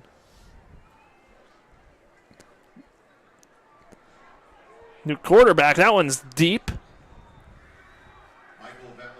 Michael Valentino in at quarterback. And now he'll come out of the game. So Valentina out and Carson Kruger now in the game. So FAU going 5 quarterbacks deep here for a 2nd and 10, 4:06 to go from the 30-yard line. So Kruger on. As Kruger fakes the handoff, throws, and that one's batted down and incomplete. So Kruger 0 for 1 on passes. So FAU, 5th quarterback of the game.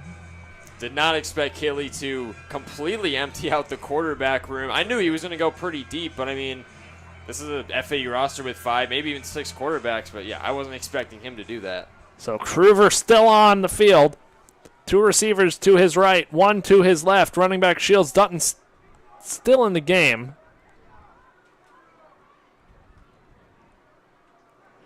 Kruger going deep, looking deep down the field, and that one's batted down, almost picked by Justin Bostic, the defensive back of Florida A&M, and now FAU, 4th down and 10, are going to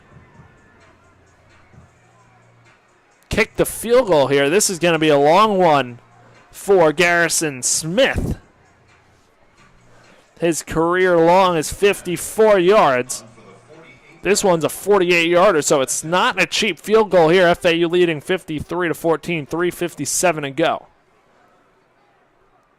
Snap and hold are good. The kick from Smith is on its way, and it is good. Garrison Smith with the 48-yarder, and FAU leads 56-14, 3:53 to go. And this one.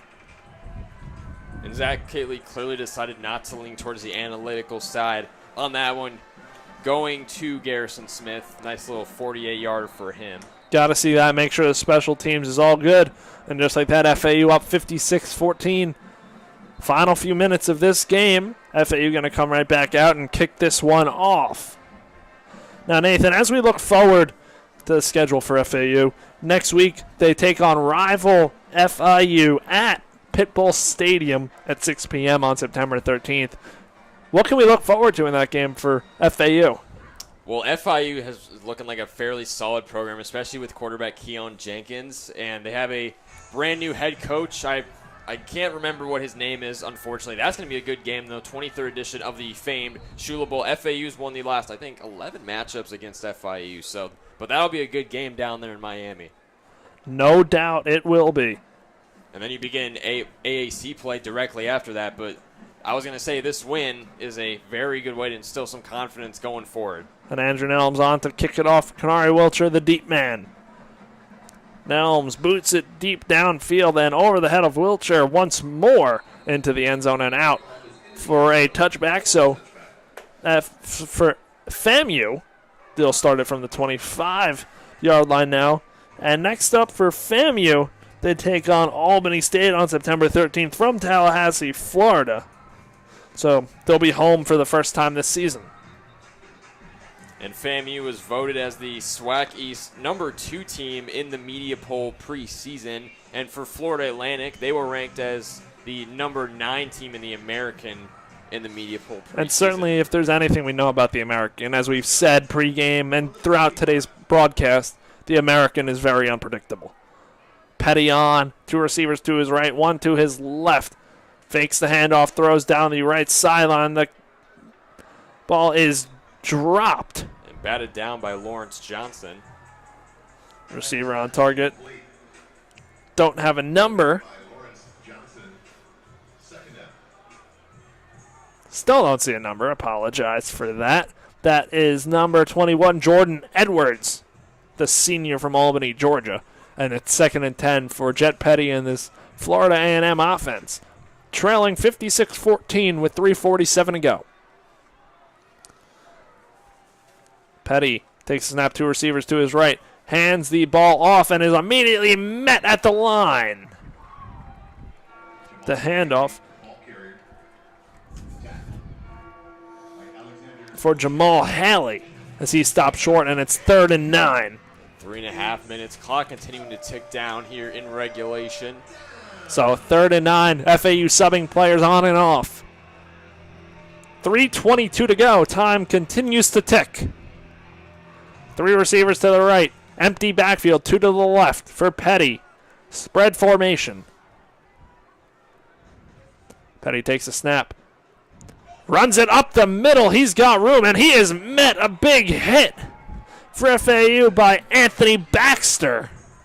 Immediately met there. Now it's 4th down with 2:55 to go.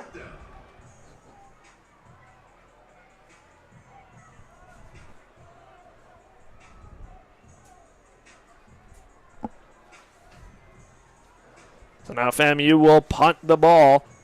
Robert Exlinger on to punt. Time continues to tick. 2:35 to go. Messer, the return man. FAMU subbing players onto the field. You would think after this, FAU is just going to sit on it and walk out of here with win number 1.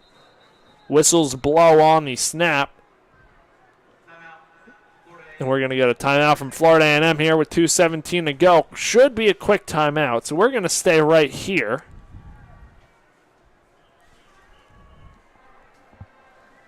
FAU looking really good today. This is the kind of performance you want to see out of the Zach Kitley-led offense, and this is very indicative of what he did in a couple of years over at Texas Tech. You know, we talked about pregame where his offense is ranked among the nation. I mean, 8th in scoring offense, 10th in total offense, and 9th in passing offense, averaging about 435 yards per game over 3 seasons with the Red Raiders. And we mentioned this pregame too, but Kitley, the youngest head coach in Division I college football, Was hired back in December, shortly after the 2024 season concluded. Owls looking to just improve and really bring this program back to its former glory.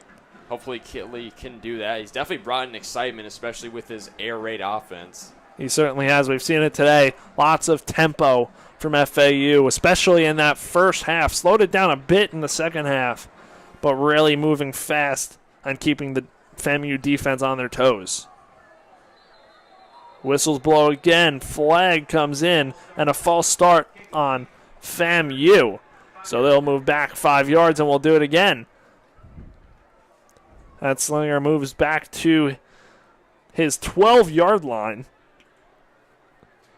as he still waits to punt this one down the field to Easton Messer, the return man for FAU.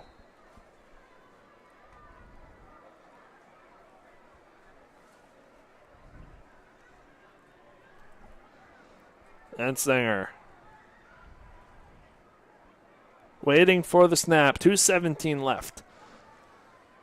Boots it downfield to Messer, who moves to midfield, waves it, fair catch. Caught at the 34-yard line. And FAU going to take over with 2:10 to go in this one. Just ahead of the 2-minute warning. So one snap here, and it'll be 2 minutes to go before Zach Hitley's first win as head coach at Florida Atlantic.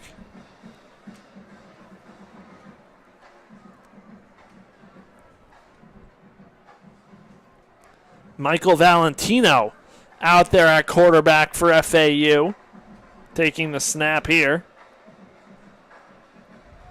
Michael Valentino. He's 0 for 1 so far. Hopefully he can have a decent drive here in the final 2:10. Two receivers to his right, one to his left. Takes snap, hands the ball off, bouncing outside for 2 yards is Ethan Irvin, the ball carrier for FAU, the running back of 6'1" freshman from Buford, Georgia. And that's a 2-minute warning. So we're going to take our last break here on FAU Radio as we have hit the 2-minute warning in the fourth quarter from Boca Raton.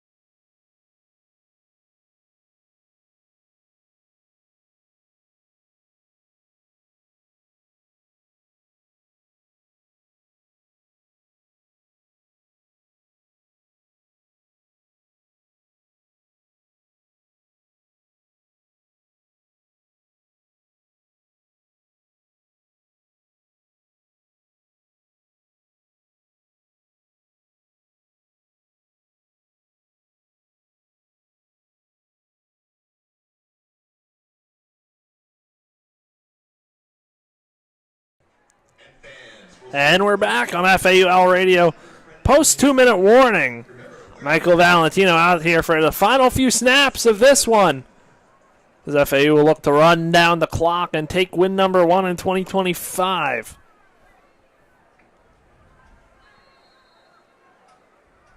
Valentino takes a snap, hands the ball off, and is stuffed on second down. So it'll be 3rd and 6 for FAU. Handed the ball off to Ethan Irvin, the running back. And now Joshua Harriet back in the game for FAU. One of the 5 running backs. 1:34 to go in this one. 3rd and 6. 2 receivers to Valentino's left, 1 to the right. Valentino running the clock down here. 1:20 to go in this one. 3rd and 6 for the Owls from their own 37-yard line. Valentino hands the ball off to Harriet, who is immediately met for a tackle by Brian Norris. And it's 4th down as we now have a minute left in this one. FAU leaving the... Now they're taking the offense off the field. And they'll be able to run the clock down to just under 30 seconds here. So then you would think after that, FAMU just runs it or kneels it down, and that'll do it from Boca. But convincing win for FAU, 56-14. Anytime you put this amount of points on the board, it's something good. And FAU getting their first win in the Zach Kitley era. So the punt is up and away and will be received at the 10-yard line. Tackle is made by FAU, stuffing him at the 15. 9 seconds left. Kept running there, and now FAU a snap away from taking win number 1. And this will be FAU's 4th home opener win in their last 5 years, so very impressive indeed. I mean, just a very much bounce-back game after that pretty awful Maryland game last week. Only put up 7 points in that game. And then you come here back home on your own home turf and you hang 56. I mean, you can't. Doesn't get better than that. Really doesn't. So FAU defense heading out to the field for one last snap in this one. 56-14 FAU.